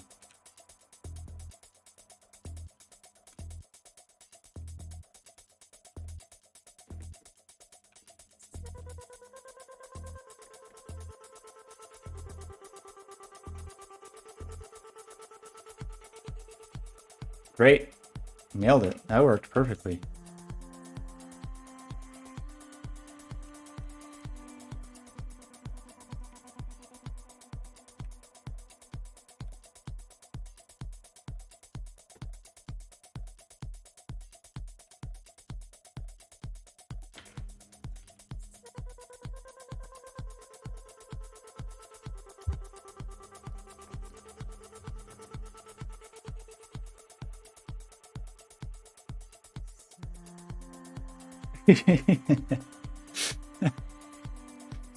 I typically type JK all over, but I can see how HJ could be a problem, be a real problem. Do we want to call this something other than left, right? I guess it could be an arrow.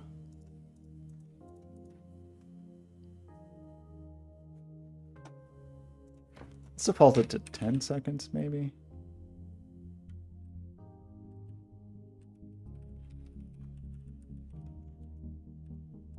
Isn't there HTML entities? There's Racco. Everybody loves Racco. Show me the entities. Show me all of the entities. What a useless page. Why would you have a page called HTML entities where you don't just list the entities? How about this other page called HTML entities? Great.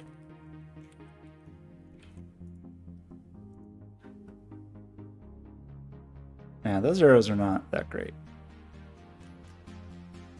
Do a Racco. A lot of arrows. That one's cool. What is that arrow? Squiggle arrows? These are big old silly arrows. Interesting.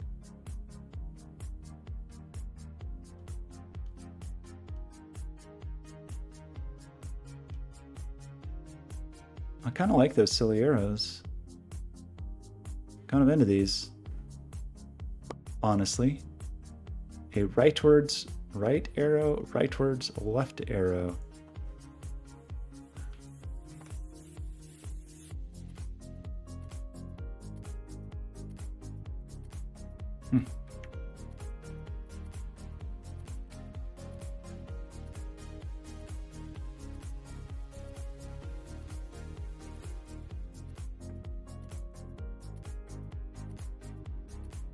Oh.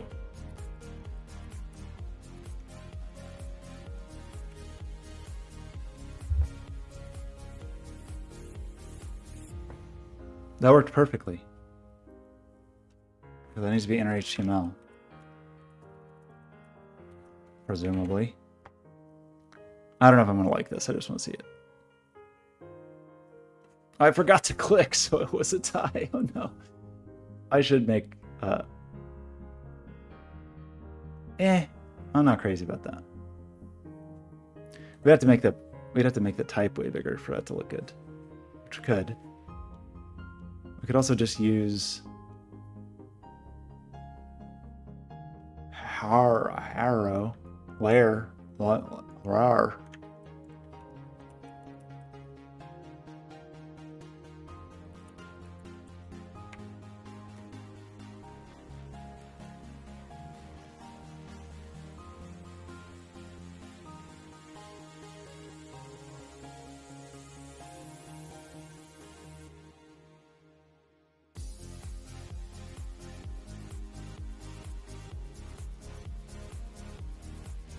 I forgot to click the thing again. We should just make this 2 seconds.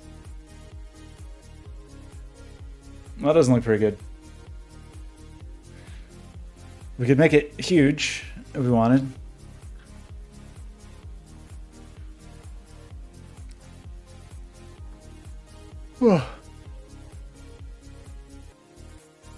think I'm gonna stick with right and left. Just for now. Maybe we'll make it better another day.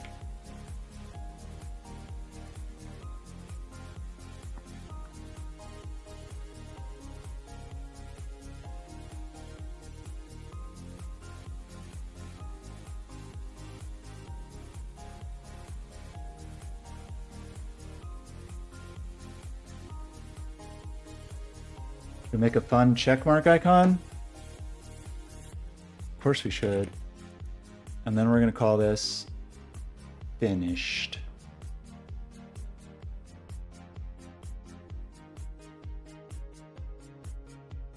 The real problem with this one is the stream delay. So really, you'd probably want to leave it up for like 30 seconds at minimum, you know, because it's going to be a delay. And you could tune the timeout, I guess, if you wanted.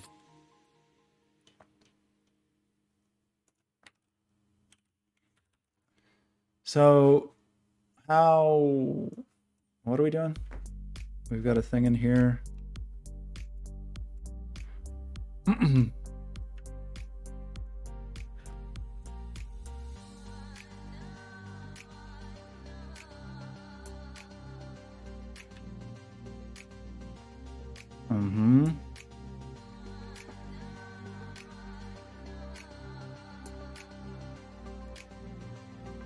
I hate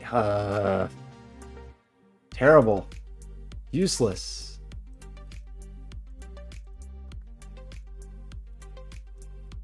Okay, we just want some simple little friend, right?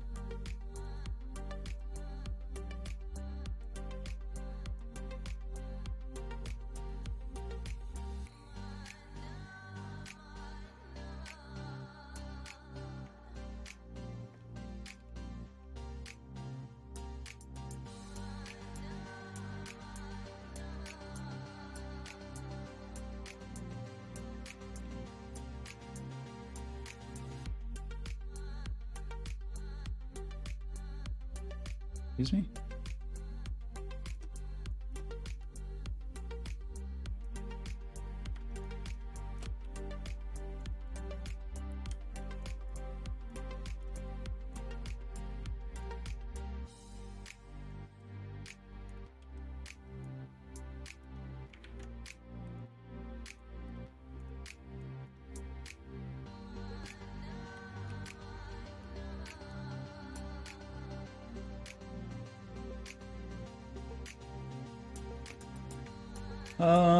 I don't know.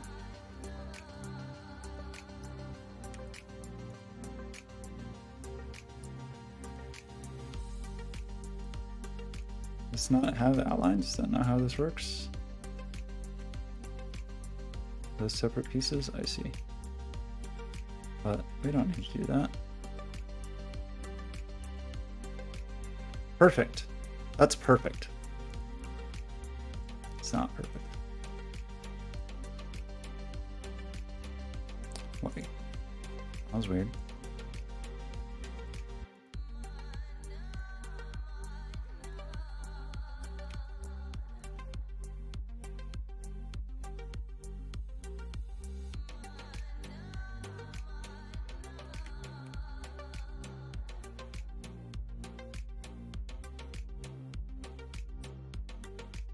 Illustrator. Well, Illustrator. All of the Adobe programs are bad. Illustrator sucks, actually. For like, it's just not good. There's so many ways that it has not improved in the last 20 years, and they keep adding things that are totally relevant. And there's some things that I just don't understand how they are as bad as they are, like the fact that I can't always set a dark transparency grid to just always be the default. Like, what a simple thing.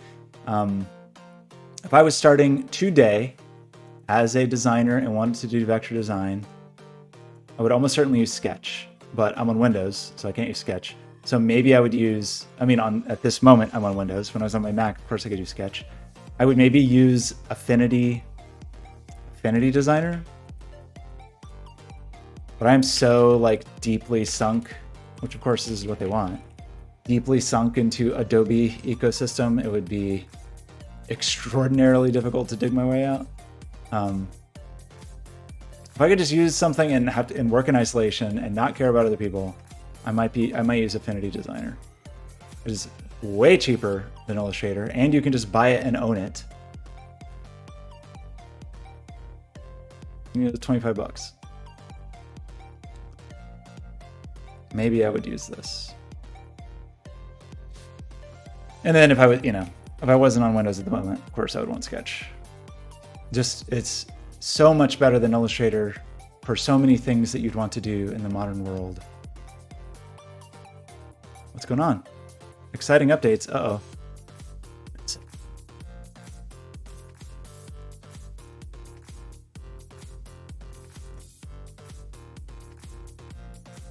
Whoa, real-time collaboration. That's crazy. I'm just wondering if they're going to announce that they're going to port it to Windows.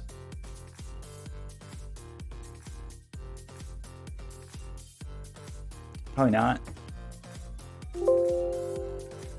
Yeah, Illustrator sucks. Like all the things, like all the classes of thing you would want to use it for, it doesn't do very well. I would consider Sketch. I mean, it depends on what you want to do. I mean, if you're using it primarily for illustration, which I don't know that many people who use Illustrator primarily for illustration, but if that's what you're primarily using it for, then maybe still Illustrator or maybe Affinity. If you're using it to especially if you're using it to design systems, componentized systems of things that are mixable and matchable, Sketch is so far beyond Illustrator. But Illustrator just sucks in terms of aligning things and snapping things. It's horrible as a two-dimensional design tool. It's just bad.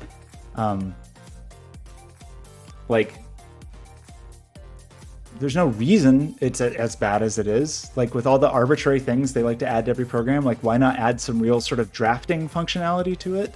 They certainly could. They just don't.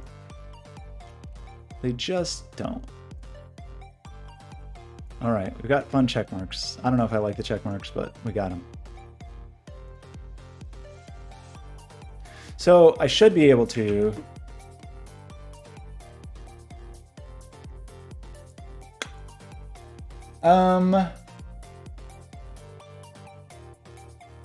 if you really want to be very catty, I mean, I don't know.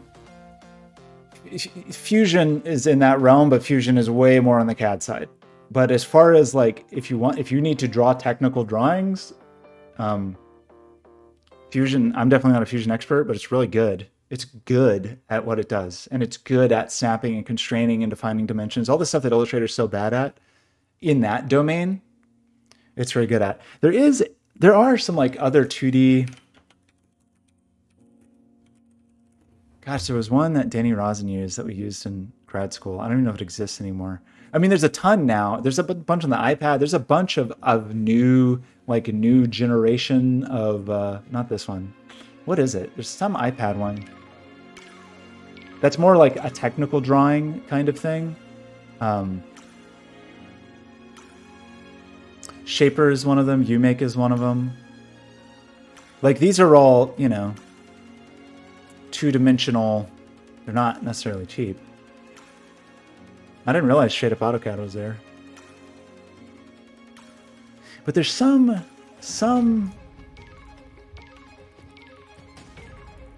software that was 2D drafting software that a instructor of mine used in grad school. And it's what we used for the class for this it was specifically designed for fabrication class. So it's if you needed to do technical drawings to send to China to have something fabricated.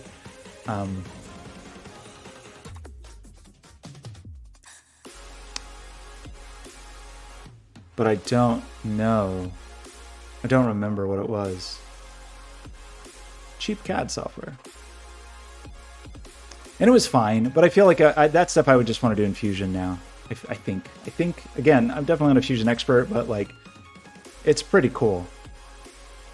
It does so many, just even from drafting, not necessarily I care about designing this 3D object to be manufactured. I feel it does a lot of things better.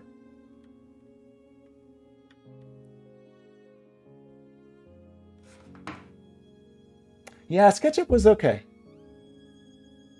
That's the coolest thing about Fusion is that you are like, everything is always a 2D drawing. Every single thing is always a 2D drawing, and you can extrude it and make it 3D and bool it and loft things and revolve things and do all the 3D operations you want. But underneath all of that is always a 2D drawing, and you can always just drop to that 2D drawing and make an edit for something. And it's great. It's great for a specific domain of things, let's say. I know that, you know, there's definitely some like much more adept CAD people that think it's very lightweight, because, you know, it is. It's kind of lightweight. So this gets us a 30-second thing, and we can vote. And we also have kisses turned on, so that's extra weird. So the voting, but like, our vote UI is not very good.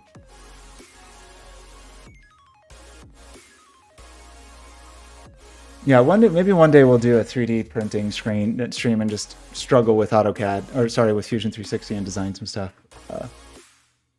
Did I have a vote on the left side? I guess I did. I had a single vote on the left side. So these are a bit hard to see, I gotta say. What is our size for these? So that's probably just, I mean, 64 is maybe too big. And this guy will want a border 2px solid. One of these little numbers. 4px. And then our rule also needs a border, which will be funny. But that will hopefully let it pop. Maybe those really should be two. Oh no.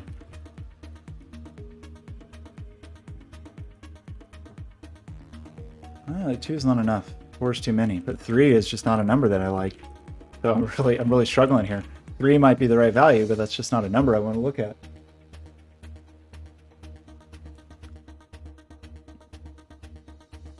I'm going to say 4, just because I have to. So now we got these giant check marks. That's too big. That's absurd. Outrageous. What are you thinking? Kind of want to invert this. Sort of.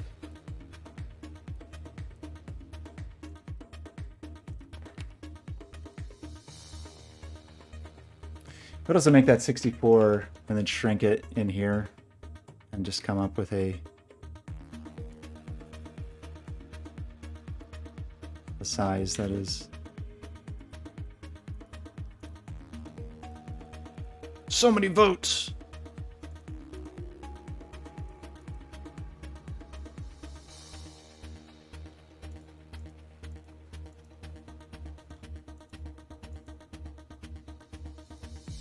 I don't know, it looks pretty little there.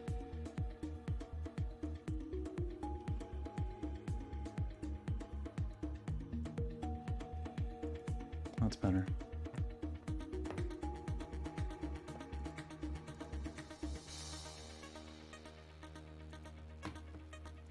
Who's gonna win? It could be anybody. It could be me, or it could also be me.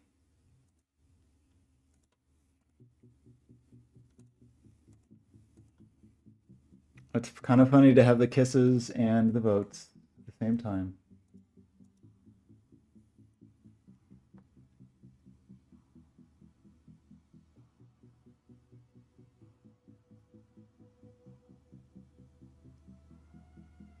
Yeah, Sketch is nice software. It like excel again. Like the place that I really think it excels is in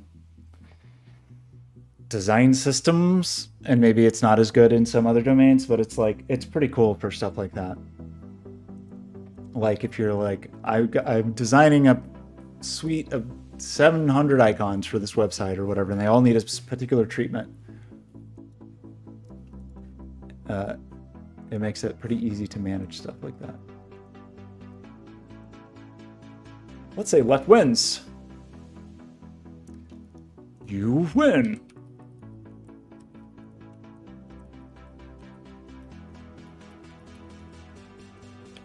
You win. Tie.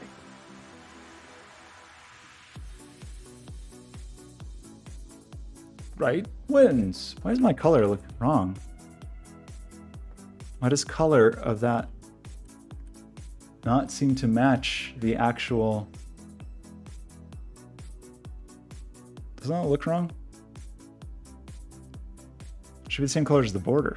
Doesn't look like the same color as the border. Looks like a cooler color.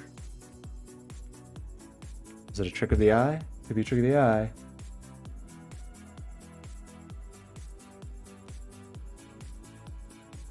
Yeah, I'm weird on that. So like, I think I talked about this before, but you know, like in my teens, I used Windows until I couldn't stand it anymore. And then when I was like 17, I switched to Linux for my desktop.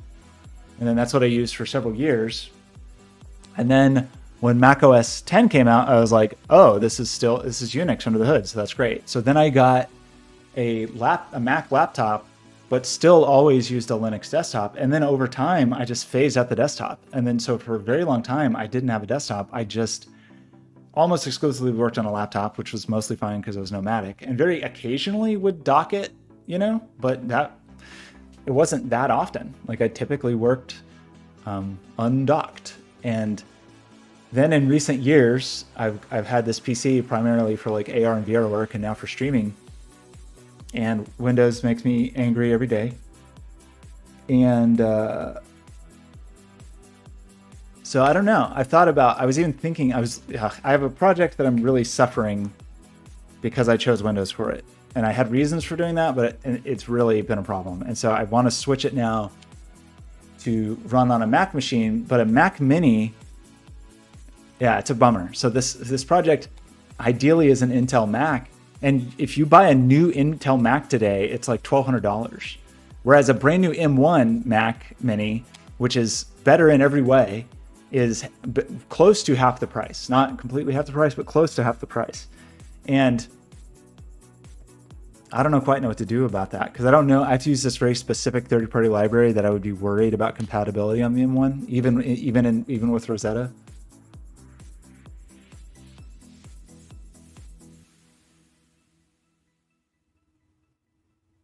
Yeah, that's right. Like more and more of the stuff I do on Windows is, you know, not very Windowsy anyway. It's WSL or whatever. So I don't know. Another thing that's a bummer about the M1 Max, yeah, it could be cool. The one downside, I mean, there's certainly downsides to Mac OS for sure, but and Apple computers in general. But the biggest downside to M1 Max right now compared to an Intel Mac is there's no eGPU support. So if the integrated GPUs are quite good compared to an Intel integrated GPU, but compared to a dedicated GPU, then they are not. They are not. So if you need to do something that is something that would really benefit from a nice discrete GPU, you can't do that. And I don't know that there's any plans. I mean, I haven't seen anything that's like, oh, it's coming later or whatever. As far as I know at this minute, the state of M1 is that no, there is no, you cannot have an eGPU and you will never have an eGPU. Supposedly in the fall, they're going to announce like the Pro, whatever, whether it's the M1X or the M2 or whatever. And it's hard to imagine at that tier that they would tell you that you can't have a discrete GPU, but it's Apple, so maybe they will. Maybe they'll be like, you can't do it, buddy.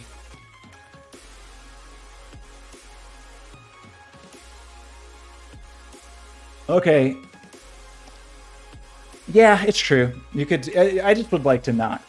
I don't know. I kind of don't want both, but I guess if I want to play games, I would keep the PC around. Although I really would like a newer graphics card if graphics cards weren't insane at the moment. So anyway, I almost bought an M1 Mac yesterday to use for that project, but also just to test it out and see what I thought of it. An M1 Mac Mini. The other thing I'm torn on is I do want a new laptop, but an M1 MacBook Pro means that you have to have the stupid touch bar, which I hate. Whereas an M1 MacBook Air means you don't have to have the stupid touch bar, but it's passively cooled, and so it will get thermal throttled sooner. So, I don't know. There's like no ideal. Yeah, it's a bummer. It depends. You know what's funny about it is that it depends on the thing you're doing, because it has to be a process intensive enough to run long enough for it to matter. So there's certain kinds of benchmarks where that never happens. If that makes sense, like it's got to be for sustained. You know, so if you're like compressing 4K video or whatever, like some sustained thing, then certainly it's going to suffer. But for like non-durative compute intensive tasks, if it seems to be fine. So it's a use case specific thing, I guess. Yeah, it's a bummer. I mean, I'm looking forward to whatever the next gen of M1s are and the new computers that come with them, but nothing is ideal. You know what's pretty good is Linux. If you never have to touch it, if you've got a use case, like if you've got a use case where a human never has to touch it and it doesn't need graphics, then a Raspberry Pi 4 with overlay FS on, so you don't even have to worry about shutting it up, you know, shutting it down safely, where you can just unplug it and plug it in. It's probably the best computer. Again, if a human never has to use it and you don't care about graphics, it's a great computer. Because you just don't care. It's like an appliance at that point. I really need to look into doing that on desktop with Ubuntu. Like that thing, like overlay FS. So for these installations, you could just unplug a thing and it would be fine. That's got to be a thing that people do.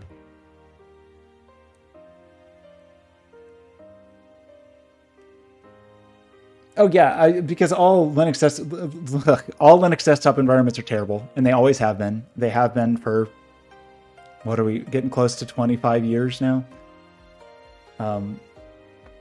They're not good. They're not. There's no such thing as a good Linux desktop experience. Sadly.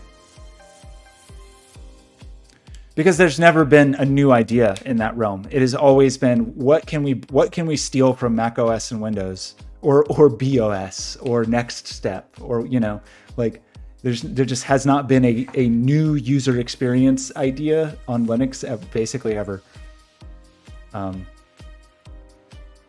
Prior to that, you know, there were some good ideas earlier, like interesting X11 things, like multiple desktops and things like that are now just part of Windows and Mac OS anyway. I don't know. You made it impossible when you said you wanted good font handling on Linux. So it's just instantly not possible. Sorry. Good typography on Linux is a thing that I have never seen.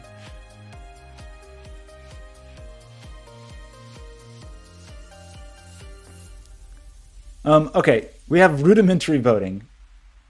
If you refresh this thing, it counts down from whatever the timeout is. So you could just have a browser that you had on, and whenever you wanted to vote, you would just toggle that browser's source on, and it would vote. You could click in heat, and it will tell you who wins.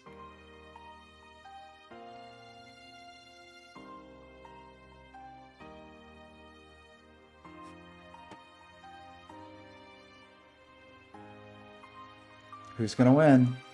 Is it me, or is it me? Or is it me? Or maybe it's me.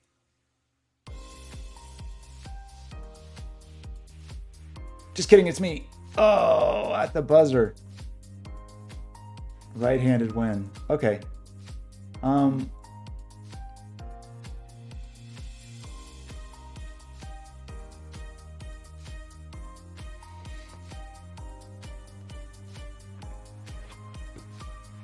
It's sad. I kind of want I just want to get to a point where we don't have. I mean, whatever. For work, I have to have it, but for projects like where I can just boot into a thing, I've really been thinking about that a lot. Is like, and this would be such a hassle, but building my own incredibly stripped down Linux distribution that was read-only, like could never fail, and all it does is boot from some internal media, and then loads something from whatever, a flash drive or whatever, and it just runs whatever that thing is, and then unmounts it so that it would never break.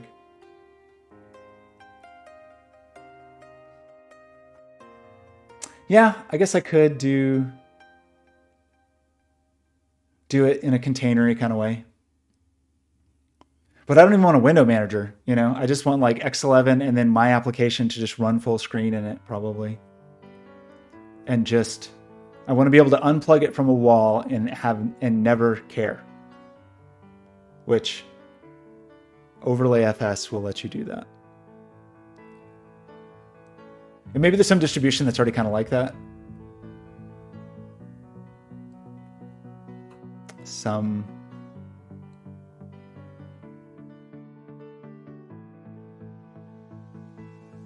Interesting.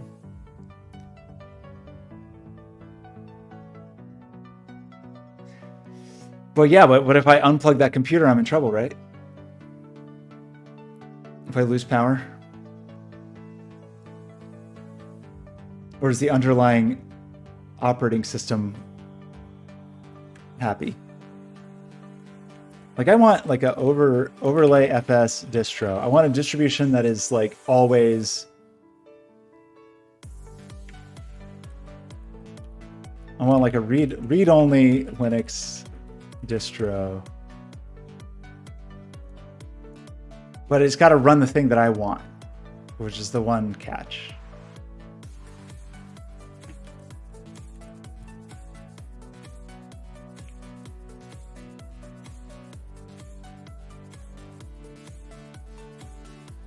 Like I just need it to run, but then run one thing, like one dynamic thing,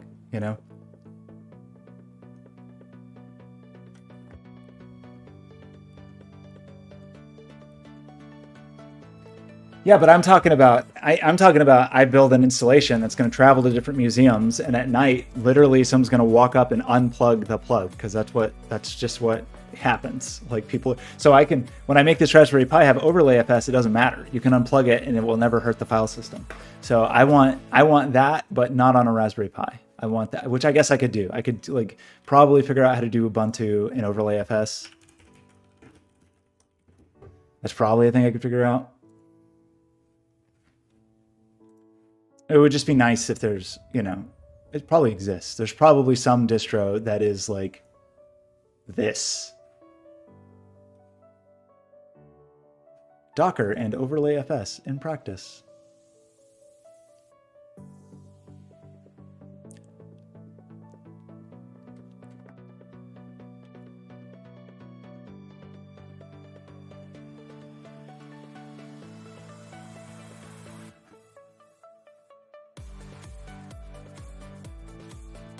Okay, we made the simple voting thing. I'm just going to think more about the video thing and how annoying I find it. Maybe we'll try that slobs thing. But I don't know. It may be next weekend before I stream again. Okay, let's commit this. Sorcery tree. Kyle, there's bad voting. It's okay. It's fine. You just turn on the overlay and you get a timer, and wherever you click, left or right, gets a vote. And then when the timer is done, somebody wins. And then you turn off the overlay.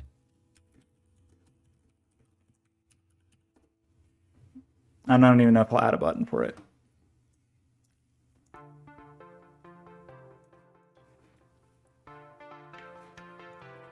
But you would just add a browser source. Well, then of course you need the channel ID too. Whatever, channel ID is equal to whatever. Whatever it is. Whatever it is. Oh, like turn itself off after some amount of time?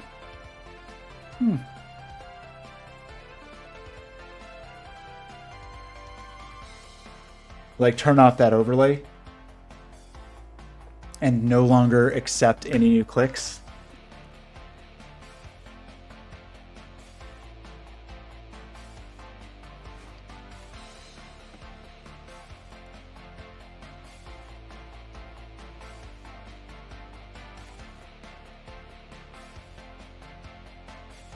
Yeah. So you would turn it on, there'd be votes, and then it would turn itself off until you next decided.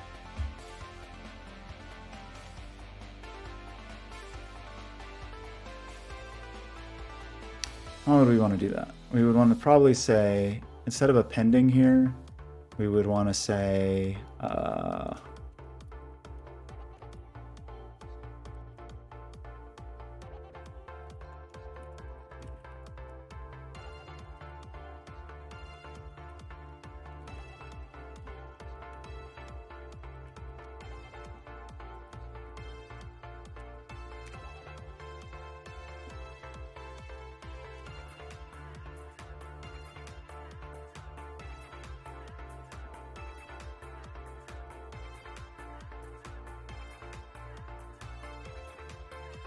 pink.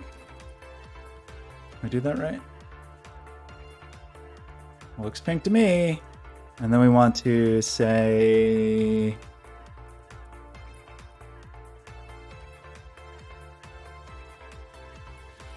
container. And then we want to do, yeah, like turn off after 5 seconds or 10 seconds or whatever after saying who the winner is. We would do container. Append child. Okay. And then we would say the container is not pink.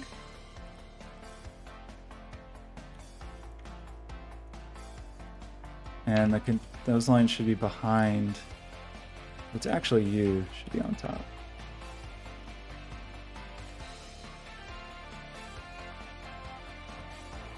That's pretty weird.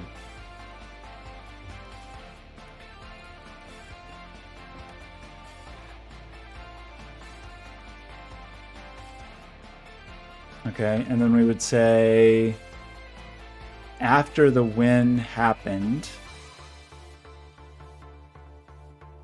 what would we do? We would say that after the win happened, we would do a set timeout.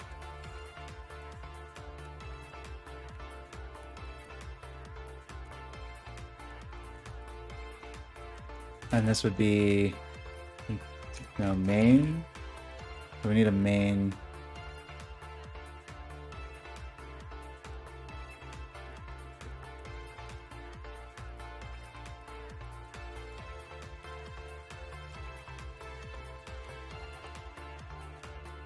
Oh, main. Cut. Style.display equals none. And do that after, let's just try 5 seconds. I don't know if I did that correctly. Great.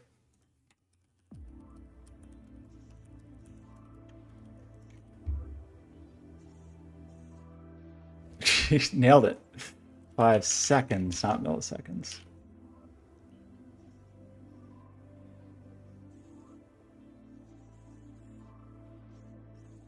That seems like longer than 5 seconds.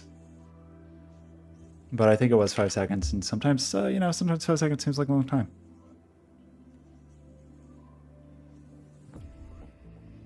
So if we had like 10 seconds, and you voted over there,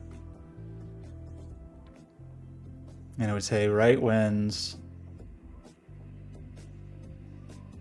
and then 5 seconds away, it'll just all go away until you refresh it again.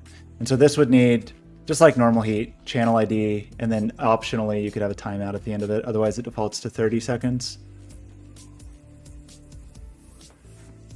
So let's push it. Yes, everything clears. Oh my gosh, I'm going to show the tally as well.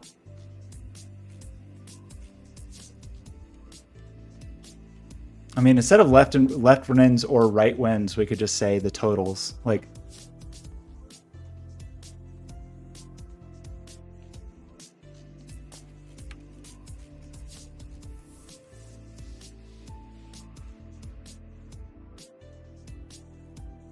Is that better? I think I'm gonna call this I'm calling this the MVP. MVP, most valuable player.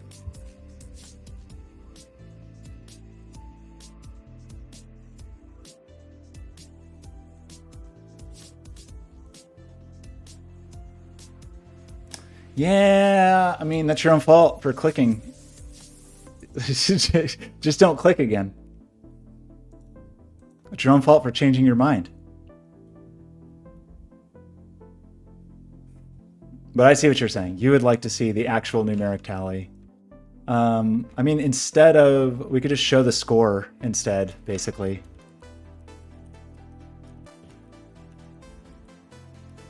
Would that be better?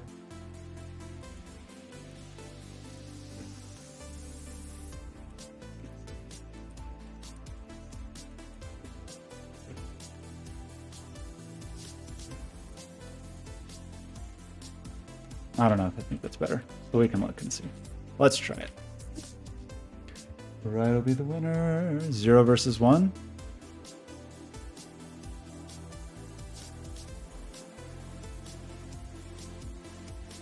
That's probably better than left versus right. I like it. Let's do it. We're gonna do it. Let's do it.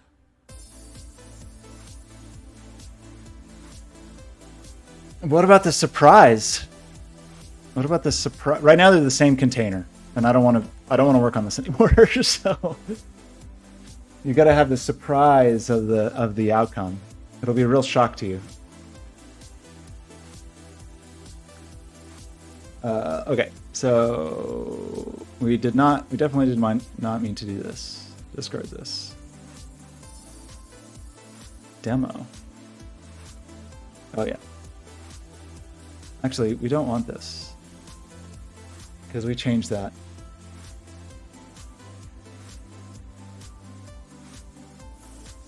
That's weird, because we definitely had some remote updates to this. Oh, I'm in a... Oh, I forgot. I'm in the 2.0 branch.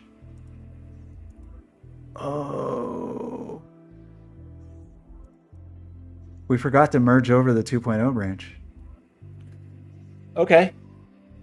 So there's been additional lag, but that's fine. Let's just commit this and then merge 2.0 into master. Yeah.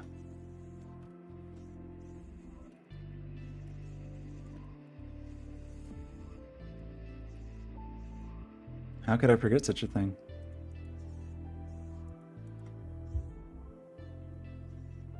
Well, they all forward, so it's, you kind of can't tell the difference currently, but there's a little more latency. So I guess I'm a little worried this is gonna break something. Okay, but we've been on localhost, so we've been seeing the old boy. And then if we went to heat, okay, I am actually slightly nervous about pushing this. So this is new heat. Are we definitely getting new heat? Yeah. So the legacy forward works. I guess that's good news. The legacy forward works so well that I didn't even realize it. Okay, so let's switch to this branch. Let's merge this branch in. I'm not going to do a pull request.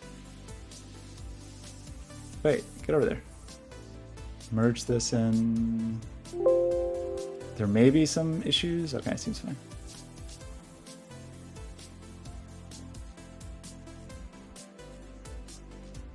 I guess we could add this to the homepage.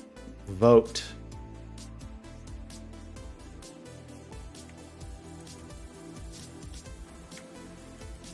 That'll probably take a second.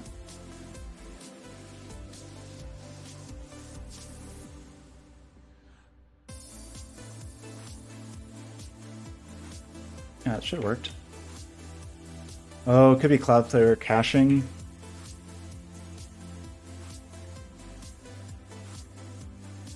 I hate you. Why do you show hamburger menus on something that is 800 pixels wide?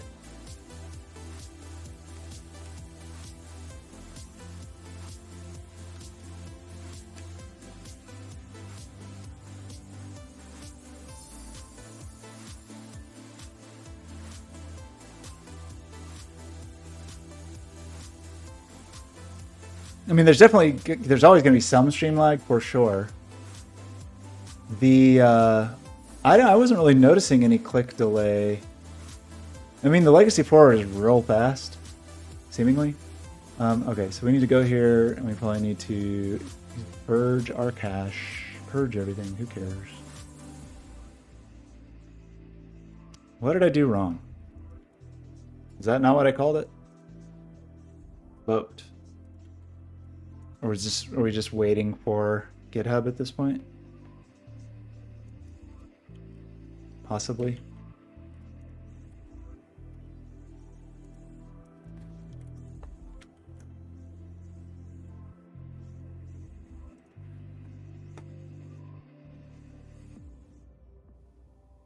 Oh, I'm sorry. Yeah, when I was clicking over here, I was clicking local, but sometimes I was clicking my video feed. So yeah. Oh. Sure.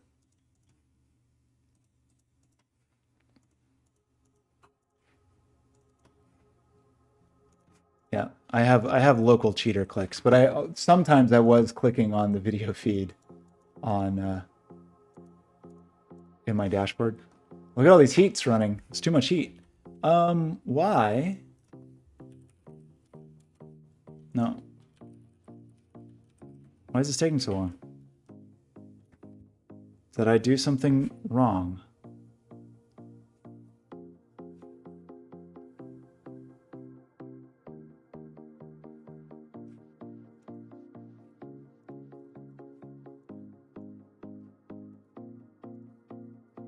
Should have been fully merged and I'm pushed. Origin master is matching. I in fact never even pushed that. This guy. But we can ditch it now.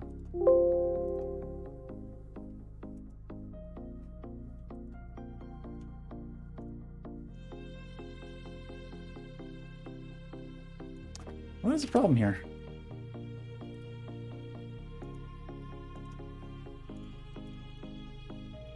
This is definitely new heat now, right? Like it's all this fancy logging is new heat. Yeah, this is heat version 2. Yeah. So this is new heat.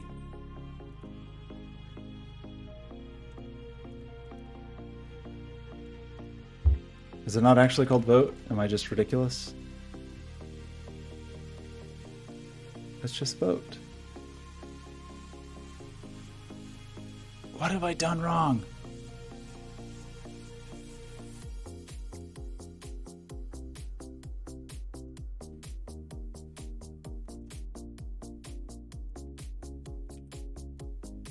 Oh, it's sudden. There it is. Suddenly we have it. Who knows? Vote. Vote with channel. Oh. Is that real? A trailing slash is not properly... Really? Really? Well, wait, you saw heat map just forwarded to have a trailing slash, right? Heat map forwarded to a trailing slash. Vote does not forward to a trailing slash? Maybe have some dumb caching thing.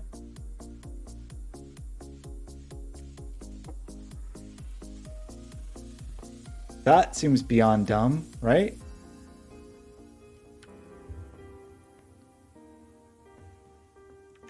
I don't know, man. Timeout equals 10 over here. Did I break it? Timeout equals 10. Why would that not work?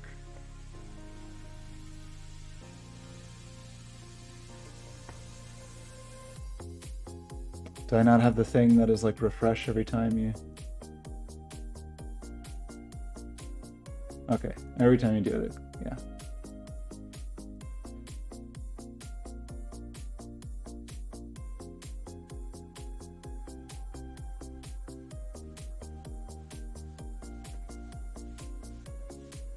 Should clear after 5 seconds, okay. And then you can just toggle the browser source if you want it again.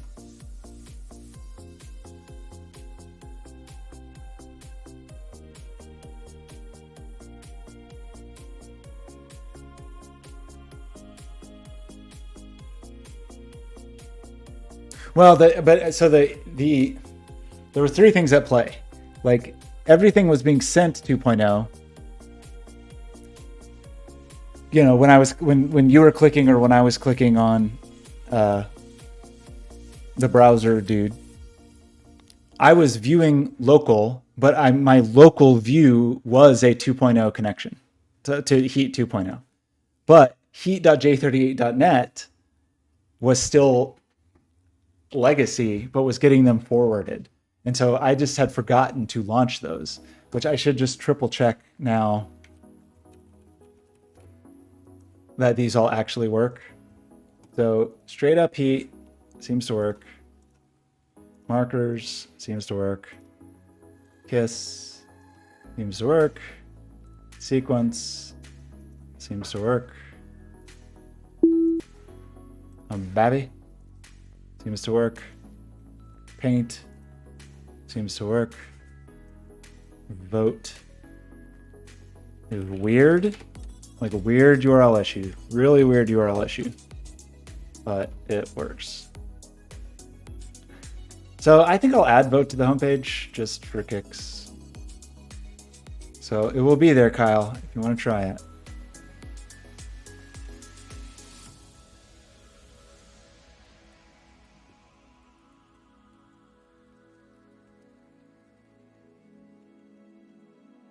Doesn't mean it's good, but it's there.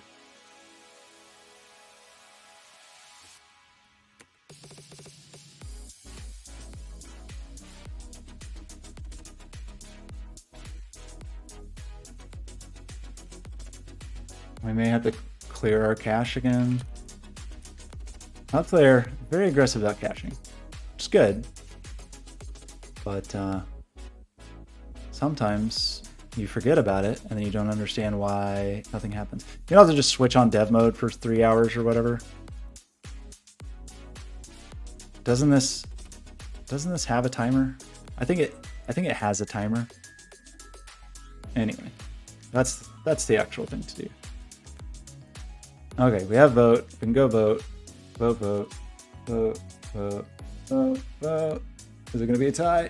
Who's gonna win? Who can frickin' say?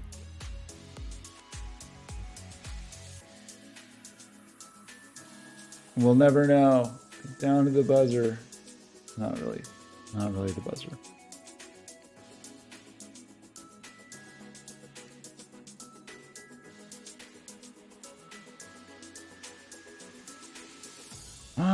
It was a tie. Incredible. Okay, I'm done. I'm done with this. Done with you people. Kyle, Binary C, thanks for hanging out. Did we see anyone else today? We did. We had a new friend stop by named Tech on Concrete. No, what was your name? I forgot your actual name. Concrete Jungle. Ben was there. We saw Ben. Thanks for stopping by, Ben. What was, how did I forget my new friend? I feel bad. Kaskunteken. Stop by. Thanks for stopping by. I don't know. Maybe we'll try to figure out this video thing. I don't want to. The WebRTC stuff is annoying. Maybe we can figure out a way to make the OBS thing a little less annoying. It's definitely less annoying for me. Okay, we'll see. Maybe I'll stream this week sometime. I don't know. Anyway, have a lovely day. I'll see you next time. Goodbye.